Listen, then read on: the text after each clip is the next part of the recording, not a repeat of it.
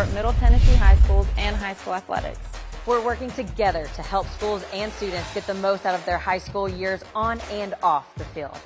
The Tennessee Army National Guard is honored to join forces with MyTV30 and Friday Night Rivals to support the communities we live in, work in, and we serve in. Tennessee Army National Guard is volunteer strong.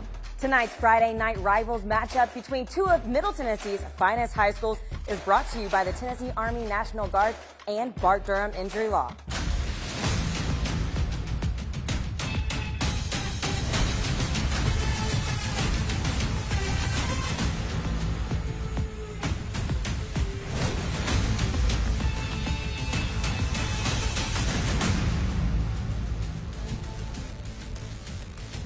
High school football is back, and we are in Mount Juliet for opening night. Roger Perry Field at the Mel Brown Athletic Complex as two undefeated region champions from last year meet up to start their 6A seasons. It's the Cane Ridge Ravens against the Mount Juliet Golden Bears on night one of high school football here in 2023. It's also night one of 3 of our Tennessee Army National Guard kickoff week, presented by Bart Durham Injury Law here on MyTV30. We'll play high school football 3 straight nights for you starting tonight. Brentwood at Blackman tomorrow night, and then CPA and Brentwood Academy to finish it up on Saturday. Good evening, everybody. What a perfect night for football. My name's Max Hers. Welcome Bruno Reagan to the show, former Clarksville High School and Vanderbilt offensive lineman. Bruno, so glad high school football is back. So glad you're here. Absolutely, Max. The best thing about week one is how volatile it is. Absolutely anything can happen. You have 2 top-tier region teams going at it, and really it's anybody's game coming up. New blood, a lot of old blood, too. We have some great quarterback play coming up. It's going to be exciting to watch. Let's take a look at tonight's keys to the game for both teams. First up for the visitors from Cane Ridge, their head coach, Eddie Woods, calls them the most known unknown. They're a known program with very few known names. Well, you're going to start to get to know some of these names. Off of the top, Cane Ridge is a very good team. They've been super consistent throughout the years. They're just waiting for that 1 year to really make their mark and become that known that their coach is talking about. On the Mount Juliet side, it's a junior class takeover with multiple prominent returning starters and plenty of new starters in the class of 2025. When you have a team like Mount Juliet that has been so successful with underclassmen, now they're becoming those higher tier classmen, juniors, seniors. You want to see that success not only transfer over, but rise to the next level. And when you're undefeated in your region, what's the next level, Max? We're starting to talk state titles. Let's take a look at our key players to watch for tonight's game. First up for Cane Ridge, a whole lot of new faces. They hope that Key Darian Fletcher is their next big playmaker, Bruno. Absolutely. And if you want to be that next big playmaker, you got to play both ways. You have to be a threat on both sides of the ball. Set an example for the young men that if you are going to be a leader on a team, you have to take as much of a role as possible. On the Mount Juliet side, their junior starting quarterback, Tyler Travers. Listen, if you're throwing 19 touchdowns with only 1 interception, that is an absolutely efficient quarterback. The number 1 decider of a football game in the win-loss column is turnover margin. If you can score touchdowns and not throw interceptions, you're going to be in every single game you play. You saw those numbers from last year. They were incredible as we welcome in our sideline reporter, Sammy Kincaid. Hey, Max, for the Bart Durham Injury Law injury report on the Cane Ridge side of the ball, you have sophomore right tackle Jalen Davis. He fractured his foot in a scrimmage back in the summer, and he will be out for another 2 weeks. On the Mount Juliet side, they're really going to be feeling it up front tonight, as you have left tackle Luke Loy out. He was stepped on the wrong way in a scrimmage. He's going to return in about 3 weeks to a month, as well as left guard Jeremiah Glover. He has the knee injury as well. Parsons, he will be out. That as high school football is back at Mount Juliet tonight. It's the Golden Bears and the Ravens to start the 2023 fall season. Coming up next.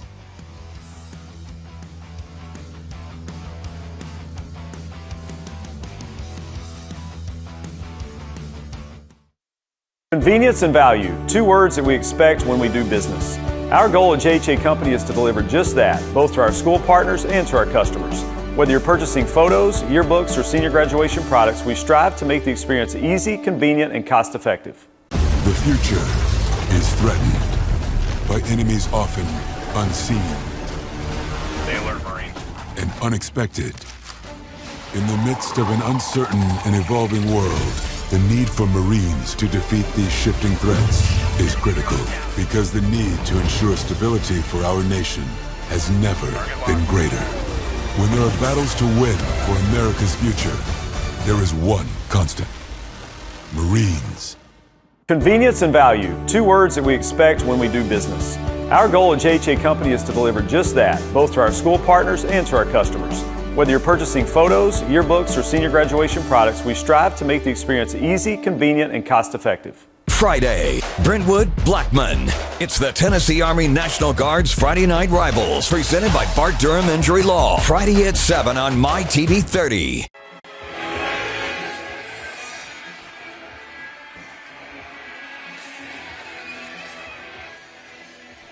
High school football season starts right now here in Mount Juliet as the Golden Bears host the Cane Ridge Ravens on a absolutely perfect night to get the high school football season started.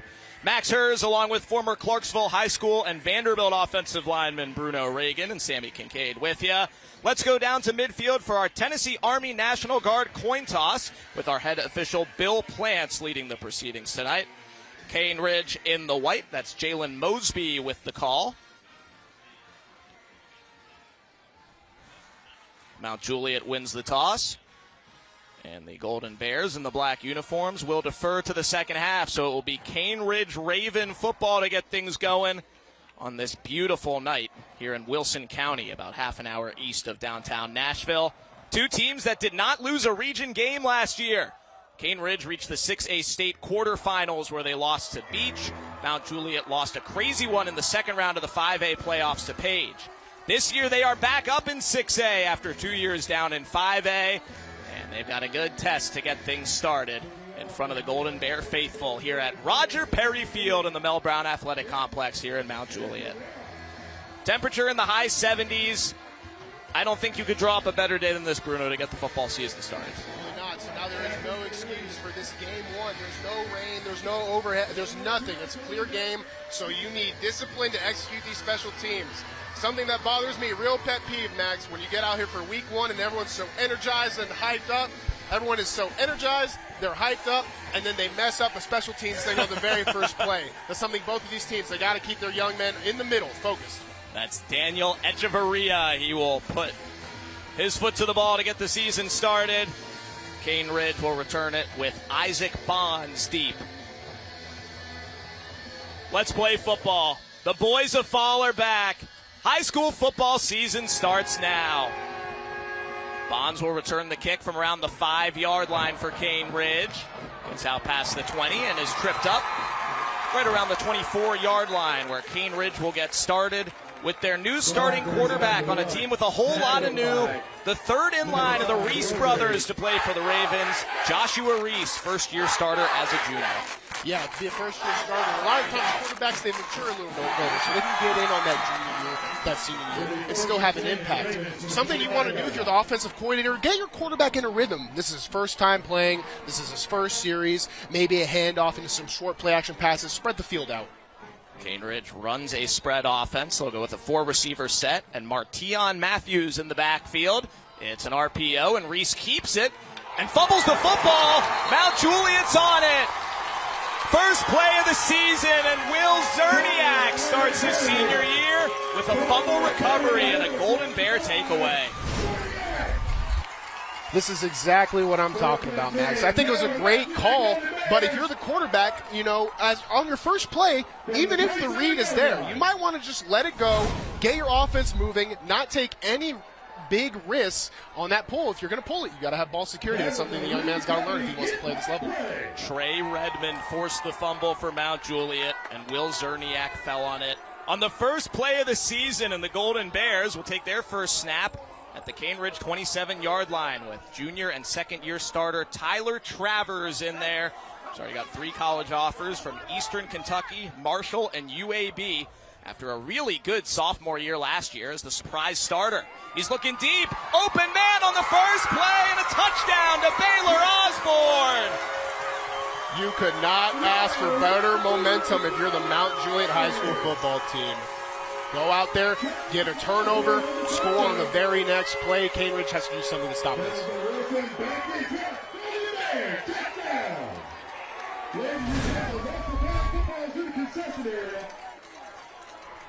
pops it right over the safety. It looked like they were in a cover one, and he plays a little bit too deep, that deep safety. He starts coming down, and the receiver beats his man guy right over the top. Little swinging gate. They bring it back to the field goal. Always want to keep the defense in check. Echeverria for the extra point. And it's good. A turnover on the first defensive play and a touchdown on the first offensive play for that man, Baylor Osborne, the junior, future high-level baseball player who joined the football team mid-season last year. He's potentially their number one target this year as a junior, Bruno. I see exactly what happened on this play, too. I mean, they're running an RPO on Mount Juliet's side as well, and the offensive lineman sells the run so well that the defensive back and the linebacker core, both of them take steps up on their toes instead of being on their heels. That's why they get beat over the top. What a start to the season. 20 seconds in, a fumble and a takeaway on the first play on defense, and a touchdown on the first play on offense for Mount Juliet. And Cane Ridge in a 7-0 hole early. Yeah, if you're the Cane Ridge coaching staff, you got to get your guys together and be like, okay, jitters are out. You don't want to freak out. You don't want to go too over the top. Bring your kids back to the middle. Don't get too low. Don't get too high. Stay in the game. It's week one. Anything can happen.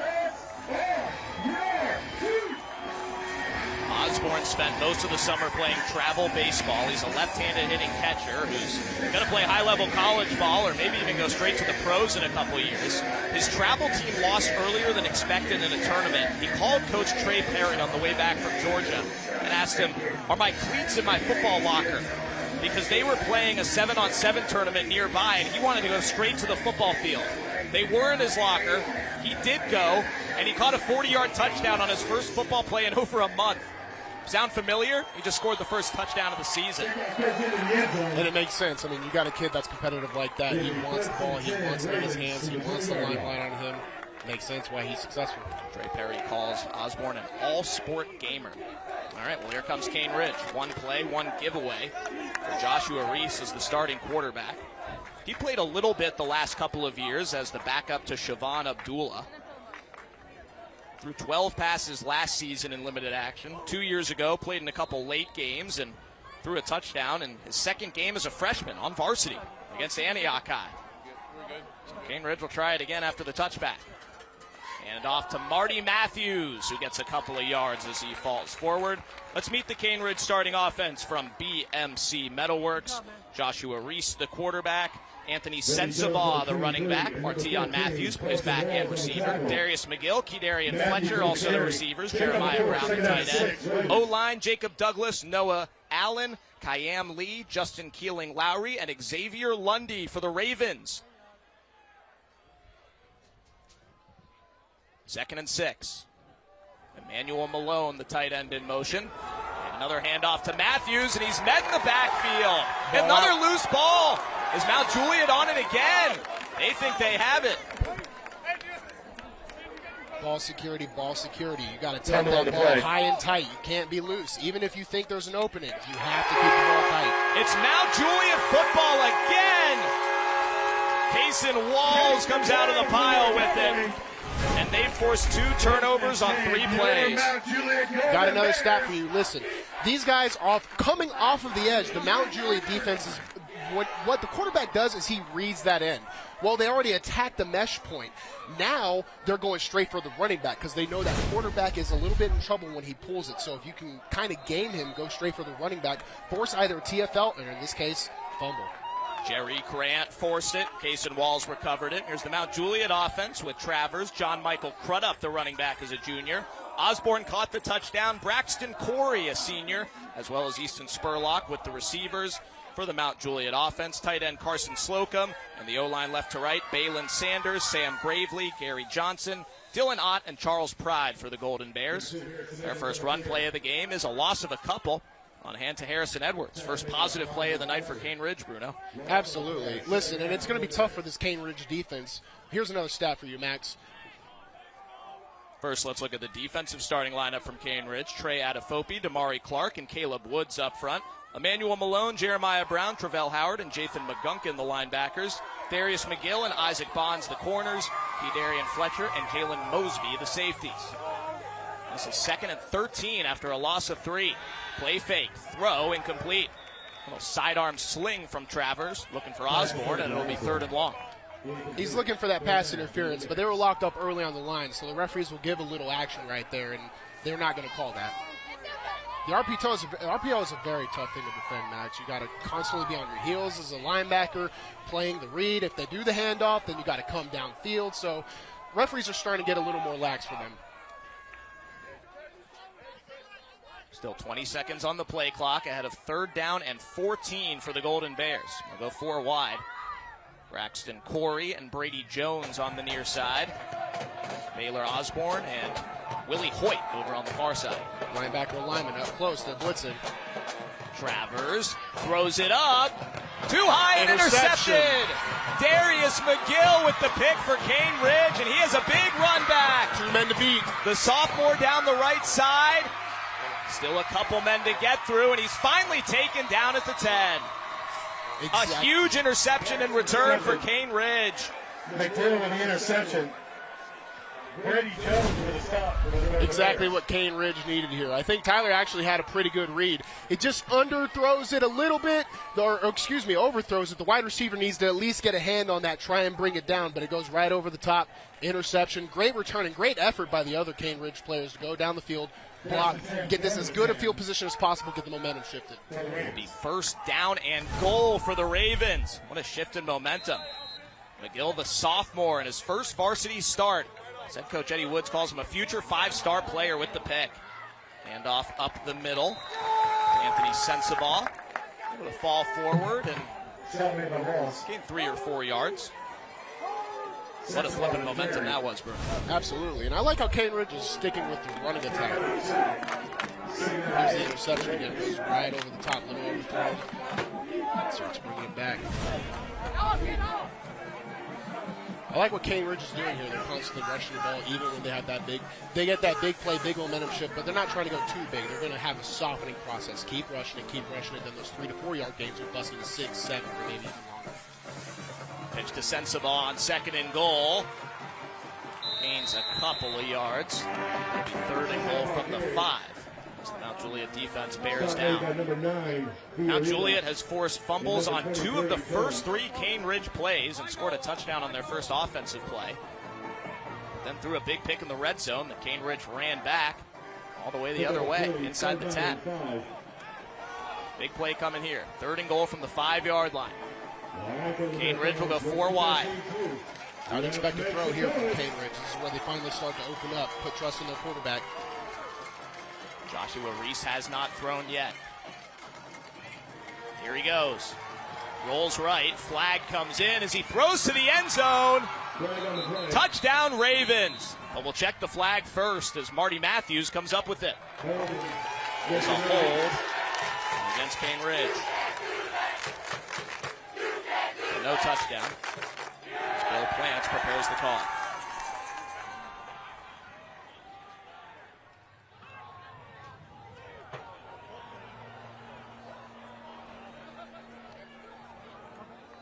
It is a hold against Cane Ridge. We'll back it up and play 3rd and goal from the 15. This is that week 1 jitters. We need to get these special teams cleaned up. We need to get these fumbles cleaned up. We need to get these penalties cleaned up. If you're going to do it in the first quarter, don't make those same mistakes as you keep going. There's the right tackle, Xavier Lundy, guilty. 3rd and goal from 15 yards out. Reese to the end zone, high, and there's another flag. Incomplete, looking for Jadell Sane. There's another hold against the offense. Mount Juliet will decline it. And it's 4th and goal from the 15 offense, for Cane Ridge. The penalties decline. 4th down. There's our referee, Bill Plants. There's head coach Eddie Woods for Cane Ridge High School, his 8th season as the head coach. Memphis native, former TSU Tiger. Led Cane Ridge to the state quarters 3 times in his first 7 seasons. Said it feels like every other year they come in completely unknown, and this is one of those years. They're going to go for it on 4th and goal from the 15, looks like. Go backs in the backfield. No secret where this ball is going, Max. We're going end zone. Pressure comes. Reese is hit and knocked down. Mount Juliet forces a turnover on downs in the red zone.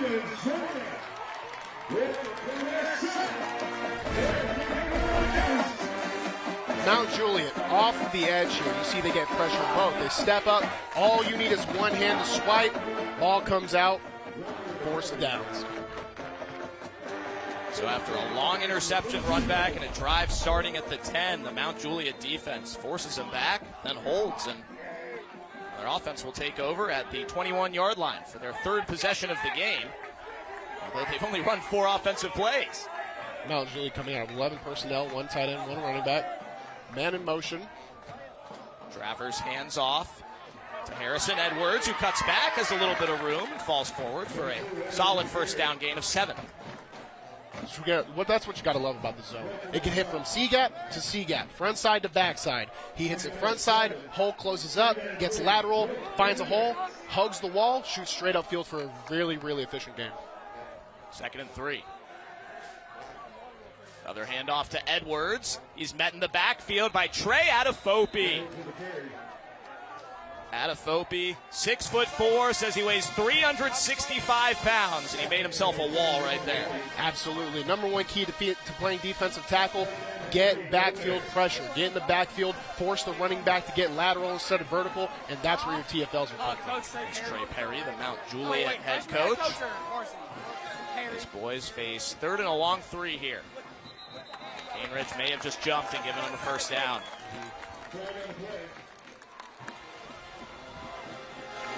Encroachment on the defense. Be a 5-yard penalty. First down. I have a feeling this is going to be a theme, Max. Discipline, discipline, discipline. Cambridge needs to figure it out. 3rd and short.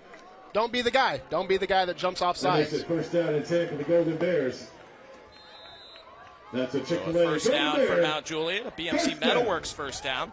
BMC Metalworks providing precision machining and fabrication services throughout the southeast area for more than 45 years.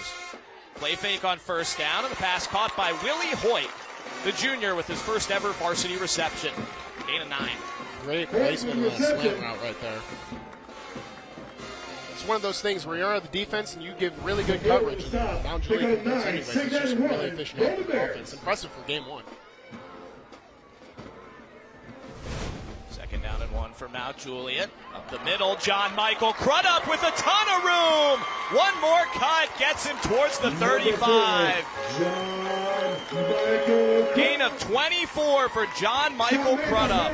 Great effort right there by Jalen Mosby to absolutely hawk that. He saved Cane Ridge a touchdown right there. Really good run right here. He hits it up the middle, and they're going to test these outside players for Cane Ridge. Do you want to tackle it? Because if you don't, you're the last man here. You gotta convert those, or else you're going to fail on the other side. It's another BMC Metalworks first down for the Golden Bears as Crudup gets another touch. He was all region last year in a tandem with now graduated senior De'Arius Morton. He's running the show now, he and Harrison Edwards together. Pair of junior running backs. Crudup the patient runner, Edwards the speedy one, they say. Edwards back in the game. Trey Perry says when Harrison Edwards gets the ball, don't blink. And he actually put a little smiley face next to it on their team information card. So don't blink right now as he goes left with a little bit of room. Chased down from behind nicely by Jeremiah Brown. Great job of setting the edge right there. He beats Mount Juliet's left tackle right over the top. Can convert it, force him Edwards with a carry. It'll be 3rd down and 7. Flag on the play. There was a flag on the last play. See where it came from, Bruno, did you? I did not. Sideline warning. It's just a sideline warning. We are informed by our unpaid TSSAA officiating analyst, Chuck Morris, who is standing next to us for some reason, but we will continue to welcome him. So no yardage, just a warning. And it will be 3rd down and 7 for the Golden Bears at the Cane Ridge 30-yard line. Yeah, for sidelines, if it happens again, then it will be yardage. 4 wide for Travers. Now 5 wide as Edwards goes in motion and gets the lateral. Edwards, a lot of guys to beat. Can he get through the crowd? That is a first down. Bond for the stop. Absolutely great job. Mount Juliet, what they want to do here is spread out the field, get their playmakers in open space. You see how much space he has before there's anyone within even 8 yards of him. That allows him to find a crease, get his foot in the ground, get upfield, grind out those 9 yards to get that first down. First down at the 22. Hand off to Crudup. It's met at the line of scrimmage. Number 4 caught up with the carry. First time we're seeing this gap scheme for Mount Juliet. They don't just have a zone game, a zone option game. They're also going to run out of the power read option. Woods with a stop. Pickup of 2, second down and 8, Golden Bears. Jeremiah Weaver with the tackle for Cane Ridge. Gain of 2, second down and 8. Mount Juliet scored on the first play of the game after forcing a fumble on their first defensive snap, but nothing since. And off to Crudup. Turns forward, picks up 4. Great job by Cane Ridge. Mount Juliet brings an extra tight end into the box. That allows Cane Ridge to play their 4-3 defense, which they prefer, and that allows them to get the stop, force a 3rd and long. It's the big man Trey Adefope in the middle. All-region last year. Senior D tackle. May play some offensive line tonight and the rest of this season as well. Some colleges view him as an interior O-lineman. There's interest from Austin P, TSU, and Lindenwood currently. No offers yet, though. They're coming. Mount Juliet going power right now. 10 on the play clock as Travers looks toward the sideline. Remember to watch the snap count if you're Cane Ridge. Don't want a penalty. And off to Edwards. Takes it outside, and he's pushed out short of the marker. Great pursuit by Travell Howard, the senior inside backer who led the team in tackles last fall. It'll be interesting to see. I was seeing warm-ups from Mount Juliet. They do have a kicker that can convert from this range, but you do want to go. Right here, we hit the outside. What really sets that play off is the tight end and left tackle. They know that this is a swing. There's no read on that play, so they hit outside, and they're in full sprint mode. One hand on the outside. They can almost convert, but they get ran down by the backside outside linebacker. They're going for it on 4th and 3. Play fake. Travers over the middle for a Mount Juliet touchdown. Tyler Travers to Brady Jones, and it's 13-0 Golden Bears with a Hiller Plumbing, Heating, Cooling, and Electrical touchdown. Very impressive by Travers right here. You see it's the read, and he's going to take a hit here. But that hit allows them to be outnumbered on the offense versus the defense. That leaves that middle right over the top open for the touchdown. So very impressive to stand in the pocket. Tyler Travers to the senior tight end, Brady Jones. Daniel Echeverria makes the extra point, and it's 14-0 Mount Juliet. It's been an exciting first quarter so far. 3 big turnovers. Mount Juliet, 2 big touchdowns. They go for it on 4th and 3, and they get it all. You're watching the Tennessee Army National Guard's kickoff weekend, presented by Bart Durham Injury Law. They said I wouldn't make it without a college degree. They said only a man could be a roofing executive. They said a former addict always relapses. They said my amputation would keep me out of roofing. They said never give an ex-convict a second chance. They said I could never be a leader. They said I couldn't support my family as a single mom. At Rackley, we say they're wrong. Want to change the world? Change it, one roof at a time. The future is threatened by enemies often unseen. Sailor Marine. And unexpected. In the midst of an uncertain and evolving world, the need for Marines to defeat these shifting threats is critical, because the need to ensure stability for our nation has never been greater. When there are battles to win for America's future, there is one constant: Marines.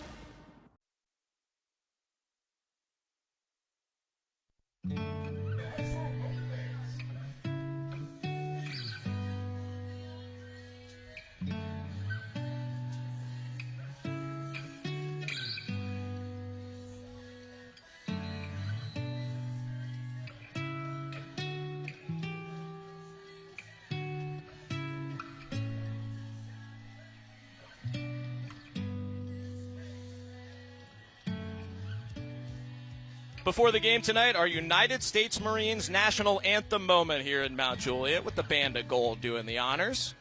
The Marines in the building tonight. I want to thank them for their support of high school football. The homestanding Golden Bears are up 14-0. 2 touchdown passes by Tyler Travers so far on opening night. First to Baylor Osborne, the second to Brady Jones. Mount Juliet defense has forced 2 fumbles Cane Ridge defense has an interception with an 80-yard run back. Heck of a way to start the year. My name's Max Hers, along with Bruno Reagan, former Clarksville High School and Vanderbilt offensive lineman. Sammy Kincaid on the sidelines. First of 3 games in 3 nights here on MyTV30 with Tennessee Army National Guard kickoff weekend. Brentwood and Blackman tomorrow. BA and CPA on Saturday night. There's Isaac Bonds on the kick return. Tripped up around the 25-yard line by Isaiah Roseberry. So the Cane Ridge offense back on the field here, Bruno. Started at their own 10 after the long run back. As we take a look at our scoring summary brought to you by Wilson Bank and Trust. Proud to sponsor our local schools and student athletes both on and off the field. Long drive, 11 plays, 78 yards for the Golden Bears after forcing the turnover on downs. Absolutely. Field position is a very important thing for scoring. As you get higher starting field position, your chances of scoring exponentially rise. So Cane Ridge, Mount Juliet, they're going to be battling for these as far up spots. And if you fumble the ball, that's where Mount Juliet has converted their most points. Empty backfield for Joshua Reese as Anthony Sensabaugh gets the handoff on the motion. Gets to the right side, and a flag comes in. The area of offensive holding. Sensabaugh with the carry. This is the danger of those swing plays, those outside hands. They can kind of pull on jerseys, and it's easy for referees to see outside of the mesh. Got holding in the offense. Holding against the Ravens. Third holding, I believe, for Cane Ridge in the first quarter. 10-yard penalty from the spot of the foul. So what would have been a gain of about 5 comes back. 10 yards from the spot, which was the 30. So it'll be 2nd down and 17 as we get another look, Bruno.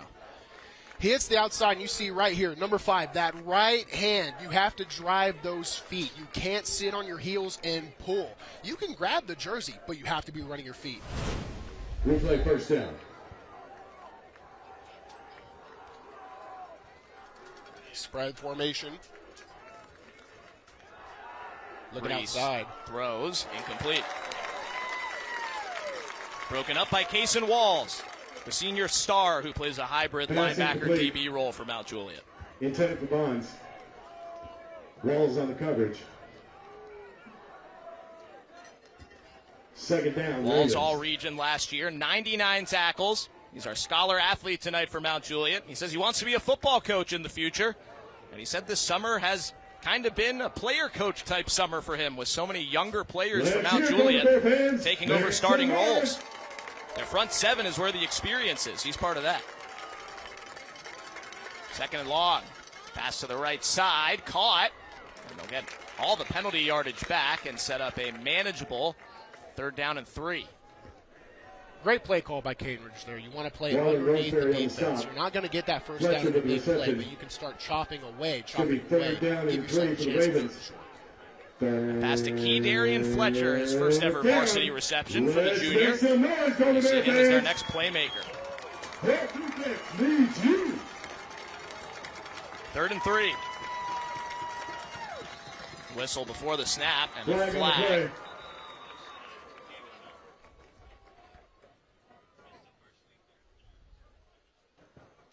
It's against Mount Juliet. It'll be a Cane Ridge first down on offsides. Offsides against the defense. Result of the penalty is a first down. Cane Ridge really starting to find their groove on this drive. They're getting some open space. They're attacking the edges, getting away from that strong Mount Juliet interior.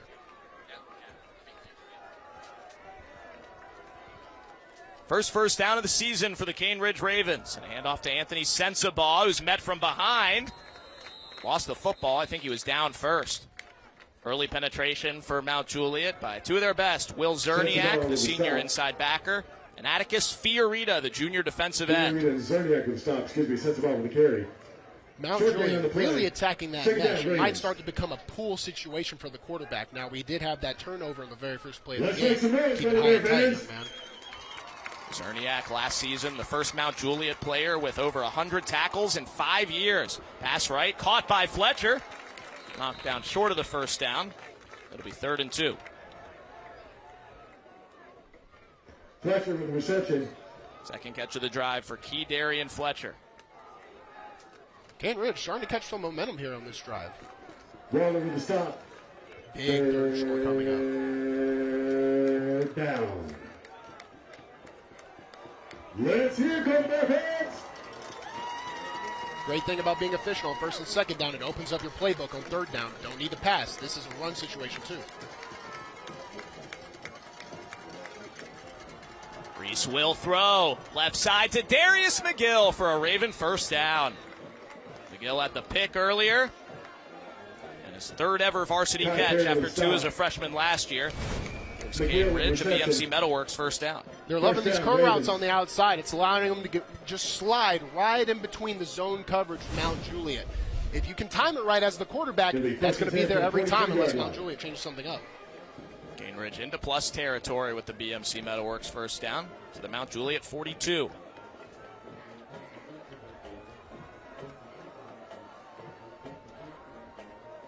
Sensabaugh in the backfield with Reese, and Sensabaugh gets the ball, hit by Zerniak, who couldn't get it away, but still a tackle for no gain. Made by number 45, Zerniak.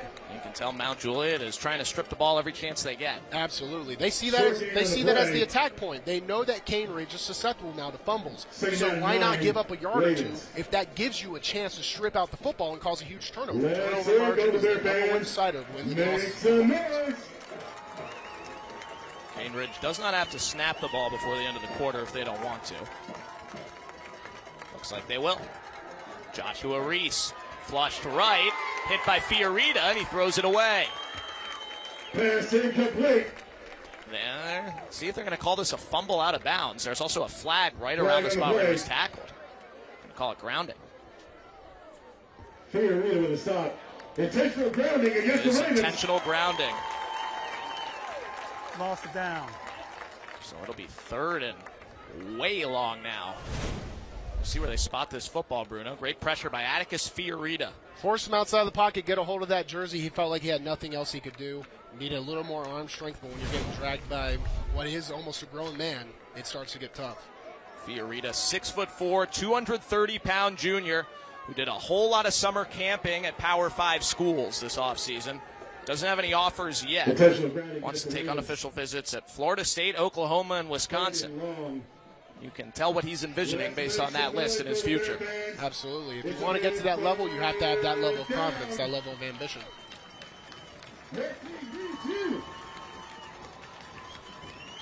It's third down in Charlie Daniels Park for Cane Ridge. Reese steps up through the pressure. Gonna run for it. Why not? You need almost 30 yards, and he's brought down outside of field goal range, and that'll be the final play of the first quarter. Made by number 88. That'll be fourth and long for Cane Ridge as we start the second. End of one. Mount Juliet with a 14-0 lead to start the season. You're watching the Tennessee Army National Guard's kickoff weekend, presented by Bart Durham Injury Law here on MyTV30. Experiencing financial difficulties can be emotional, and it's not uncommon to want to hide it from the rest of the world. But having a trusted relationship with your financial institution can make a huge difference. Let them know what you're going through. They can help you find solutions, such as offering loan payment modifications or extensions, helping you prioritize which bills to pay first and when, and helping protect your credit score by working with you on late payments. Your financial institution should be an ally to you both during the good and tough times. Lean on them. They said I wouldn't make it without a college degree. They said only a man could be a roofing executive. They said a former addict always relapses. They said my amputation would keep me out of roofing. They said never give an ex-convict a second chance. They said I could never be a leader. They said I couldn't support my family as a single mom. At Rackley, we say they're wrong. Want to change the world? Change it, one roof at a time. Fox 17 News, your Code Red station. Before severe weather threatens, we notify you with our Code Red weather alerts, warning you up to 3 days in advance. We use this icon to immediately alert you to severe weather. So, when we call a Code Red weather alert, know we're providing you with the information needed to prepare and stay safe. Fox 17 News Code Red weather alerts. Your first line of defense when severe weather threatens. UA Local 572 and MyTV30 Scholar Athlete of the Year is Malachi Tate from Hillsborough High School, winning a $3,000 scholarship. I'm John Seckle of UA Local 572. We're here to proudly present the Scholarship Athlete Award to Malachi Tate. Congratulations. Thank you. It's an honor. Malachi seemed to be a great fit as far as being a scholar and an athlete, so we thought he would represent that well. Congratulations, Malachi, this year's High School Hoops Scholar Athlete of the Year.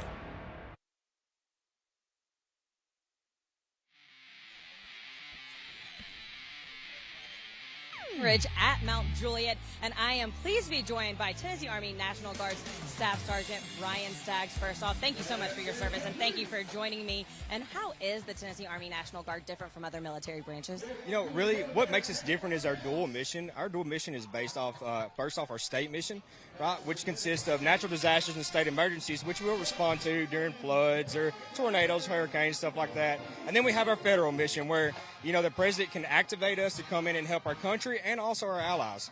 And what jobs can somebody have whenever they are in the Tennessee Army National Guard? So it's really up to the individual, actually, right? We have many jobs. Our jobs consist of an MOS, or a military occupational specialty. They consist of a number and a letter. So a 19 Delta, for instance, is a cavalry scout, and we have many other jobs, including military police, things in the health field, finance, and things of that matter. And everyone talks about the benefits that you have whenever you're in the military, but what benefits are specific to Tennessee Army National Guard?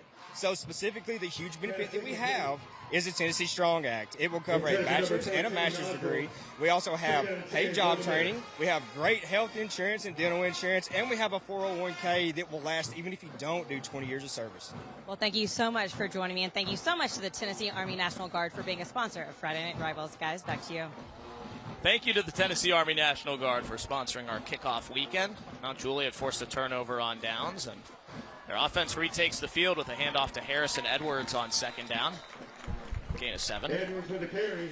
Sammy Kincaid on the sidelines. Max Hers in the booth with Bruno Reagan, former Vanderbilt and Clarksville, Ohio lineman. Bruno, are you technically a current or former XFL player? I know, former player. Trust me, it is former for sure now. You said that once before, too. I did. I think I've said it like 3 times. But trust me on this one. All right. We'll put it all in the books then. Great to have Bruno with us. 3rd and 3 for Mount Juliet and their junior quarterback Tyler Travers, whose father Derek is a pilot in the Army National Guard. Golden Bears up 14-0 through the first quarter of the season. Of course, 2 fumbles and 2 turnovers on downs by the Cane Ridge offense as Travers takes off for a first down. He didn't run a lot last year as a sophomore starter. He said his scrambling is an asset he wants to show colleges. He wants to do it, and he doesn't want to fumble the football. He did it well there. You absolutely can. Out of this 11 personnel, 1 running back, 1 tight end, it spreads Cane Ridge out, so it allows the read to be quarterback focused, and he can take it outside the pocket. Pressure on first down, and Travers is sacked. Jeremiah Brown with the sack for a loss of 1. Travers got to be careful with that ball security. It's getting a little low, and he's known for his ball security. 1 interception all of last year. You see Travers, he keeps his eyes downfield, which is good. But once you get outside the pocket, keep it high and tight, and if you feel that pressure, tuck it in. As I said, that was something he worked on this summer. He watched a video with Joe Burrow's ball security. He always wants 2 hands on the football, he says. Didn't have it there. Didn't cost him. 2nd and 11 for Mount Juliet High. Screen off to John Michael Crudup, met in the backfield, but gets away for a good gain. He spins near the marker, and he has a first down. John Michael Crudup had over 1,000 yards last year in total yardage as a sophomore. He's the lead dog this year for MJ. They say football's a game of Jims and Joes, and out there he got out on the screen, out wide. His blocker actually missed, so he spun, made a play, got vertical. That is a UA local 572 first down for Mount Juliet. They're going to grow their lead. Cane Ridge has had chances. They've had a couple drives, including one that started in the red zone after an interception return. Harrison Edwards on first down, picks up a couple. Mount Juliet playing around with that 21 personnel right there, really tight ends, like inside of the tackle. And that's allowing Cane Ridge to get their big inside guys even more inside, playing to Cane Ridge's strength. I'd like to see Mount Juliet keep spreading it out.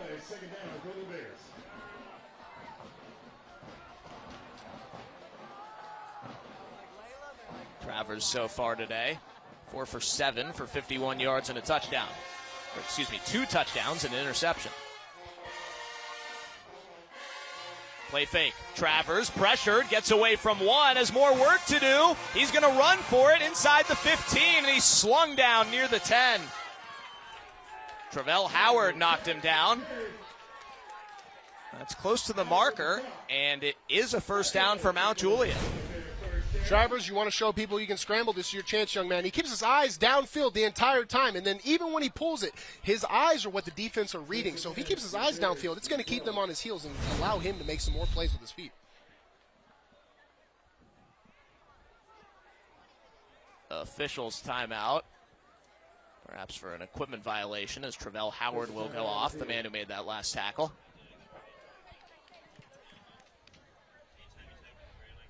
Howard, the senior inside backer, all region last year for Cane Ridge. Trey Adefope said he's the hardest hitter on the team, he told Main Street Preps. We believe him. First down, and they can still get another one. Ball's at the 11. And around to Braxton Corey, the converted basketball player, gets his first football touch. And he's pushed out of bounds with a flag coming in. Corey is a senior basketball player who can jump out of the roof, John Michael Crudup says. Can convince him to come out for football this year for the first time since he was a freshman. He's one of their starting receivers. He's trying to get him the ball in space, but the flag may bring it back. Here from Bill Plants. Playing on the repeat second down. So it will come back for Trey Perry's crew. You can't have those on those zone plays, those outside reaches. The backside getting a penalty is absolutely unacceptable because the play's already away. No reason to get that penalty. Second down and 20. Trey Perry in his 11th season as the head coach here at Mount Juliet succeeded his father Roger, for whom the field is named. 18th year on staff in total. Awkward throw caught by Crudup. Did he throw that left-handed, Bruno? I think so. It looked like it was a designed QB draw with a running back lead, but when the pocket collapsed right in front of him, it looks like he just pitches it right here. He goes up the middle, see it closes up, and he just makes a football play. It's a shovel pass right there from the chest. That's how I passed it when I was in 5th grade. Boom. Really good football play. I think they got a yard out of it, too. Make something out of nothing. Game of inches. Everything counts, Max. 2nd and 19 for Mount Juliet after the creative pass play by Travers. This one to the left side for Easton Spurlock, who's tied up immediately by Isaac Bonds. What looks like a gain of 3. It'll be 3rd down and 16. 3rd down, go the Bears. Isaac Bonds, the junior corner with the tackle. Had a pick 6 last season as a sophomore. Starting corner this year, he pushes Jalen Mosby to safety. Whole lot of new starters for Cane Ridge this season, led by Siobhan Abdullah, their quarterback, and receiver Mose Phillips to the state quarters last year. Travers puts it up. Open man, broken up. Darius McGill with another big play to save a touchdown. It's 4th down for Mount Juliet. It was a great ball by Travers here. Gets it right over the top. Might have floated it just a hair, which gave our cornerback right here just enough time to come underneath, get his hand up, tip it out. McGill had the interception earlier. Sophomore playmaker. Head coach Eddie Wood says he is a future 5-star. It's a Bear to kick. He brings out the Mount Juliet field goal team. 35-yard field goal for Daniel Echeverria, who was 6 of 8 kicking field goals last year. Kick is up. Good. 17-0 Mount Juliet as Echeverria hits the 35-yarder. Golden Bears looking good on opening night. You are watching the Tennessee Army National Guard's kickoff weekend, presented by Bart Durham Injury Law on MyTV30. The future is threatened by enemies often unseen. They alert Marine. And unexpected. In the midst of an uncertain and evolving world, the need for Marines to defeat these shifting threats is critical, because the need to ensure stability for our nation has never been greater. When there are battles to win for America's future, there is one constant: Marines. Critical cancer drug shortages. Why do these life-threatening shortages persist, and what can be done to prevent them? Tonight at 9. Friday, the Tennessee Army National Guard's Friday Night Rivals, presented by Bart Durham Injury Law. It's your ultimate high school football experience. The hits, the fans, the touchdowns. Get ready for this week's matchup. Brentwood, Blackman, Friday at 7 on MyTV30.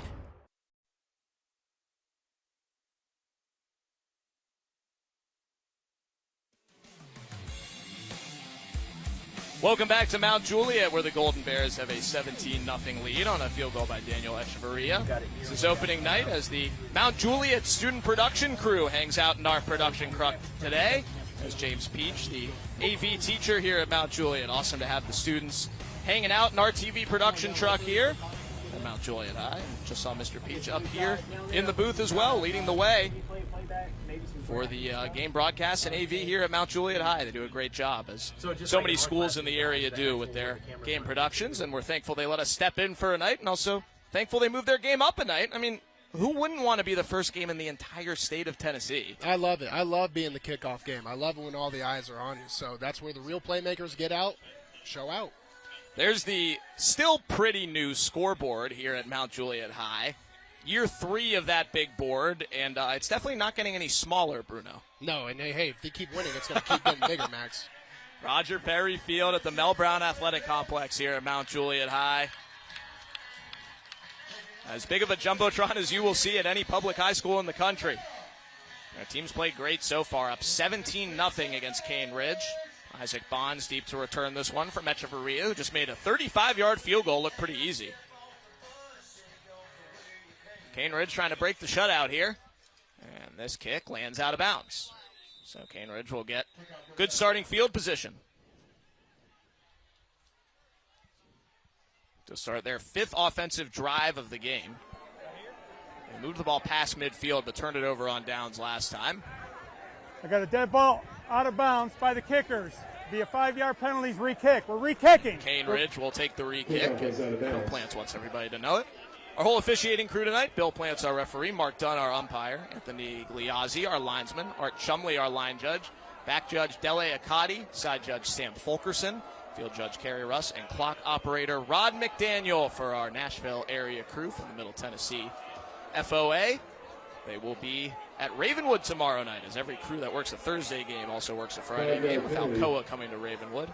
We will be in Murfreesboro, Bruno, for Brentwood and Blackman tomorrow night here on MyTV30. Game 2 of 3 on the week. Looking forward to seeing new coach Matt Kreisky's first game with Blackman, on a Blackman squad that only has 4 returning players with notable varsity experience. Whole lot of teams experiencing a lot of turnover this offseason, including these two. Absolutely, but as you can see, some teams, they can keep that level up year to year, even with new players coming in and out. That's a testament to the coaching staff getting these guys well prepared over the summer. And sometimes you will have great players join your team as juniors, like Bruno Reagan did at Clarksville High School. Absolutely. That was a rare story, man. I was just a wrestler, but lost a bet and had to go play football. Kick return for Darius McGill. Won't get past the 30, so the decision to take the re-kick does not pay off for Cane Ridge, and they'll start at their own 26. Not much going for the Ravens so far on offense. Just 19 yards on 10 rushes and 25 pass yards on 7 attempts for 44 total yards on 17 plays. See what junior quarterback Joshua Reese to make happen on his 5th drive. He's the younger brother of James Reese IV, who played at Tennessee State, played defensive back at TSU, and is now an assistant coach on the staff at Cane Ridge. And the middle brother, Michael Reese, headed into his senior year as a defensive lineman at Duke. And off to Marty Matthews for a first down. Matthews undersized at 5'9", 165.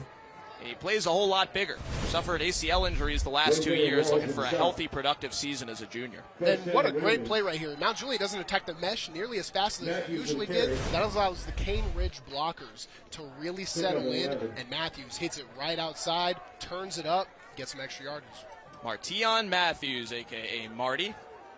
The last 2 years, both seasons, he tore his ACL in games against Smyrna. Coach Eddie Woods joked with us that he might sit him against Smyrna this year just to be safe, even though that's their biggest region game. Give it back to him, and he's able to fall forward and turn that into a good game.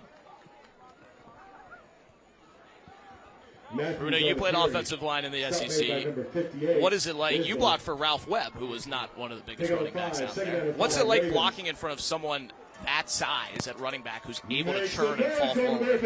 It comes down to trust, Max. You need to trust because sometimes you'll feel like there's no gap. So you're running your feet, and you feel a little thing pop right beside your hip, and then you see it flash right down the field. Whistle before the snap. I got a dead ball, false start. On the offense. So they will back up the yardage that they gained on that first down run by Matthews. 2nd and 10. Coach Wood's not happy about it.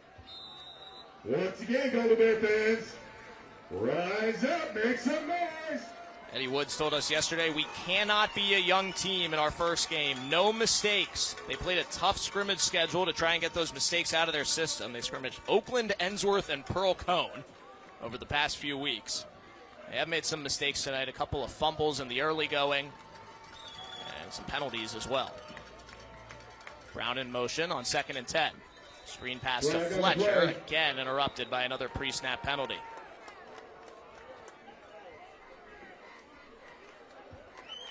And another false start against Cane Ridge.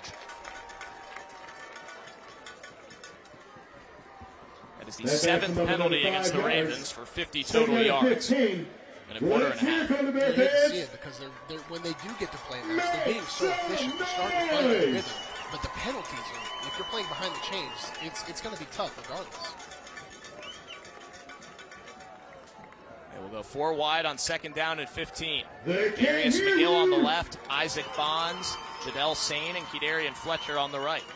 Sane, their top returning target. The middle of the 3 is a senior. They'll screen it out to Bonds, and it's incomplete. Trying to set something up, and it'll be 3rd and 15. Intended for Bonds. Not a lot in the playbook for 3rd and 15. We might see Mount Juliet maybe go over zone. That'd be interesting. Or they might go after the quarterback first. Make some noise. 3rd and 15 for Eddie Woods' crew. He is not happy on the Cane Ridge sideline. Jerry Grant and the Golden Bears ready to dial up the blitz. 4 wide once again for Joshua Reese and Cane Ridge. He's hit, loses the football, and an O-lineman picks it up. Jacob Douglas, the left tackle, saves a bigger disaster. It's 4th down. Atticus Fiorita in there again with the strip sack. Fiorita is an absolute menace off of the edge. You can see it in his motor right here. Great get off. Rips down the middle, and you see how his shoulders are in front of his knees? Absolutely no time wasted, no motion wasted. That's going to get you to the quarterback every time. 7 sacks in 11 games last year for Fiorita. Already 2 here on opening night. And Cane Ridge will punt for the first time. Jamie Herrera Nava will kick. Nava in the punt. First punt of the game for either side is straight up in the air and won't be returned. And it didn't get much further than the original line of scrimmage. Now Juliet will take over in plus territory with a 17-0 lead. 4:27 left in the second quarter. Golden Bears looking good so far on opening night here in Wilson County, Tennessee.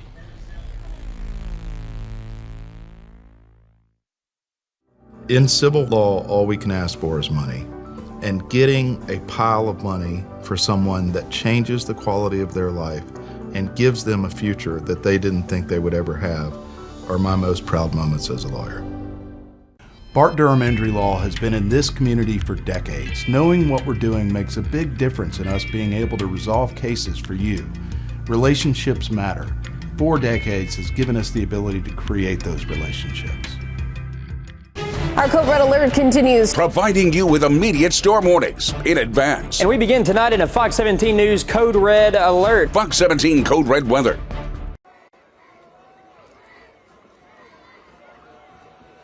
Loss of 4 on the first play of the drive for Mount Juliet. Now a throw by Tyler Travers, a little behind Baylor Osborne. Pass intended for number 13. And a good start from the Cane Ridge defense, Bruno. Absolutely. Defense absolutely needs to step up here. After the punt, it took a Mount Juliet bounce. So you can't give a first or second down without getting into scoring territory for Mount Juliet. Keeping them behind the chains is huge for the momentum shift. 3rd down and 14 for Mount Juliet. Under second-year offensive coordinator Colt Carver, Mount Juliet alum, former Mount Juliet quarterback who's in his 9th year on the staff. How about this, Bruno? They have 2 second-year coordinators. Colt Carver is the offensive coordinator. He was the quarterback when the defensive coordinator, Chase Howland, was the center here. Wow, so it's our generation kind of coming up getting to be coaches. Good. Screen to the right side. A long way to go for Braxton Corey. And he'll pick up a couple. It'll be 4th down and 11 for Mount Braxton Juliet. Corey with the reception. Probably too 4th long for down. a field goal Golden here. Bears. It would be 55-plus yards. McGill and Fletcher with a stop. It looks like the offense will stay on the field here late in the first half, up 17-0.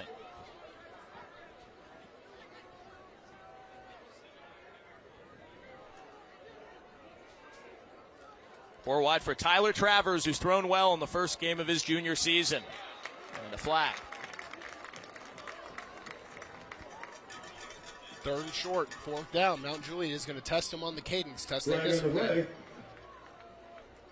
They did get Cane Ridge to jump, so it turns a 4th and 11 into a 4th and 6. It doesn't open up different defense. plays, but it opens up different Still 4th routes. down. And that makes a world of a difference if you're a quarterback. They'll stick with the same formation.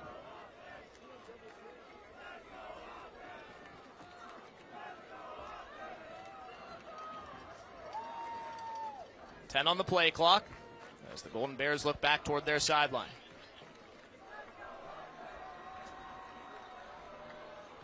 Two seconds, and they won't snap it. Timeout, Golden Bears. I'll talk it over, give it another try, and we'll show it to you after this. Mount Juliet 17, Cane Ridge nothing. This is the Tennessee Army National Guard's kickoff weekend, presented by Bart Durham Injury Law on MyTV30.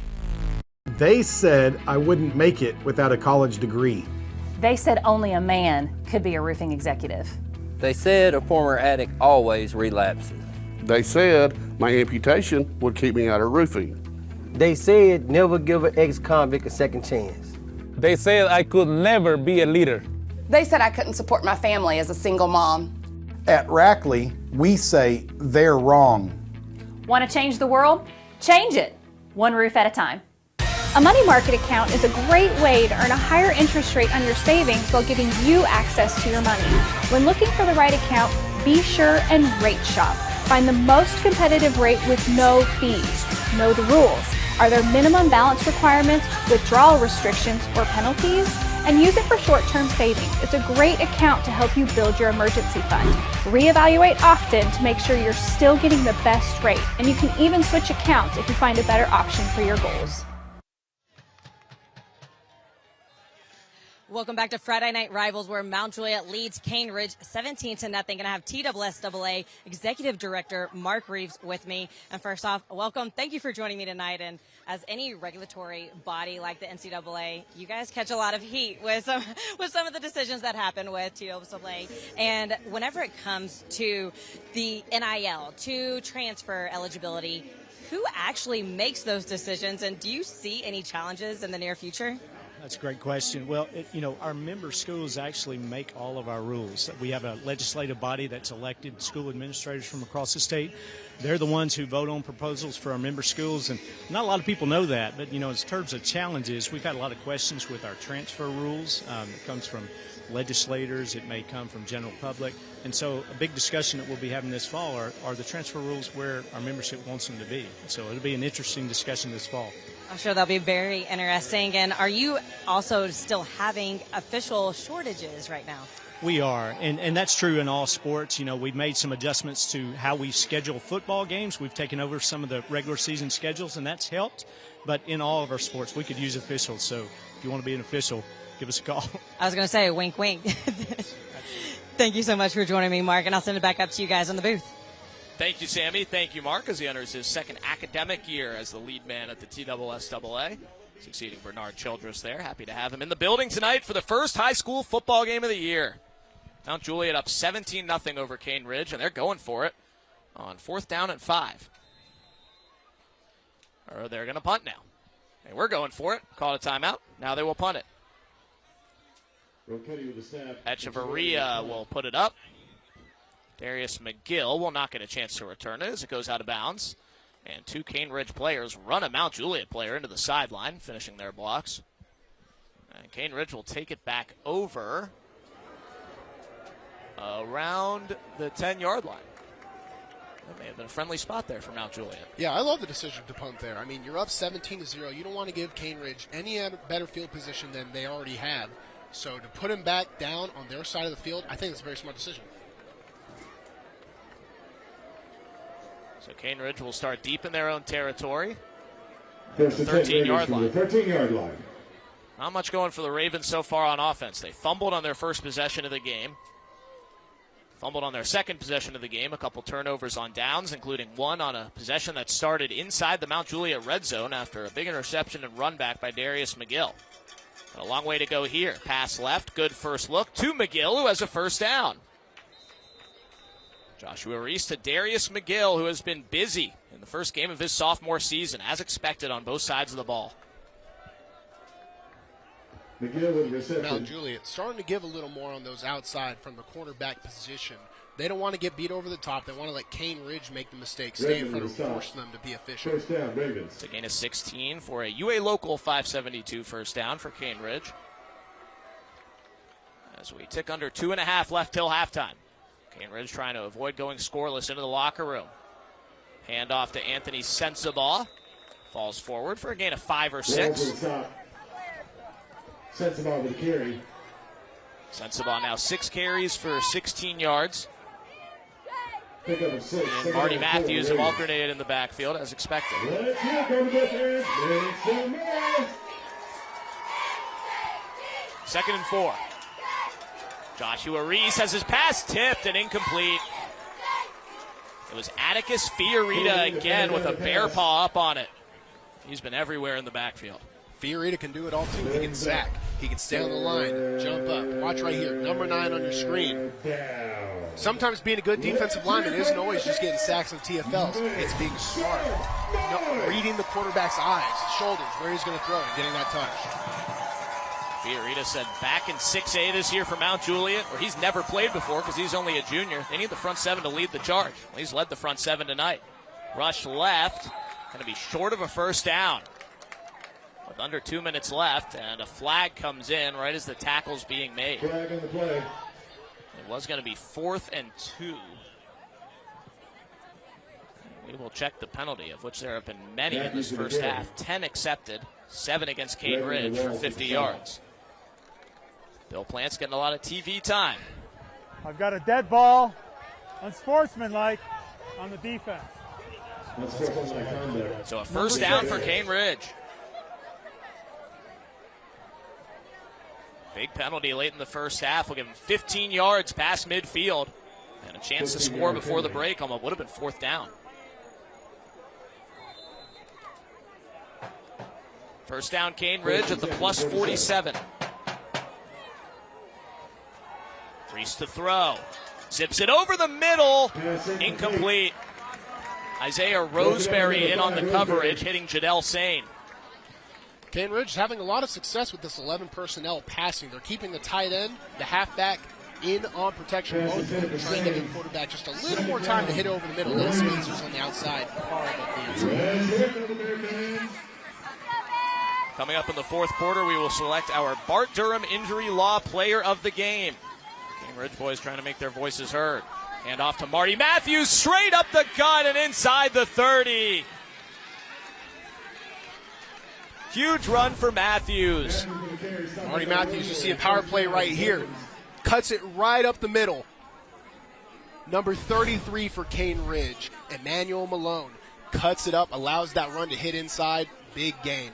Gain of 19 for Matthews.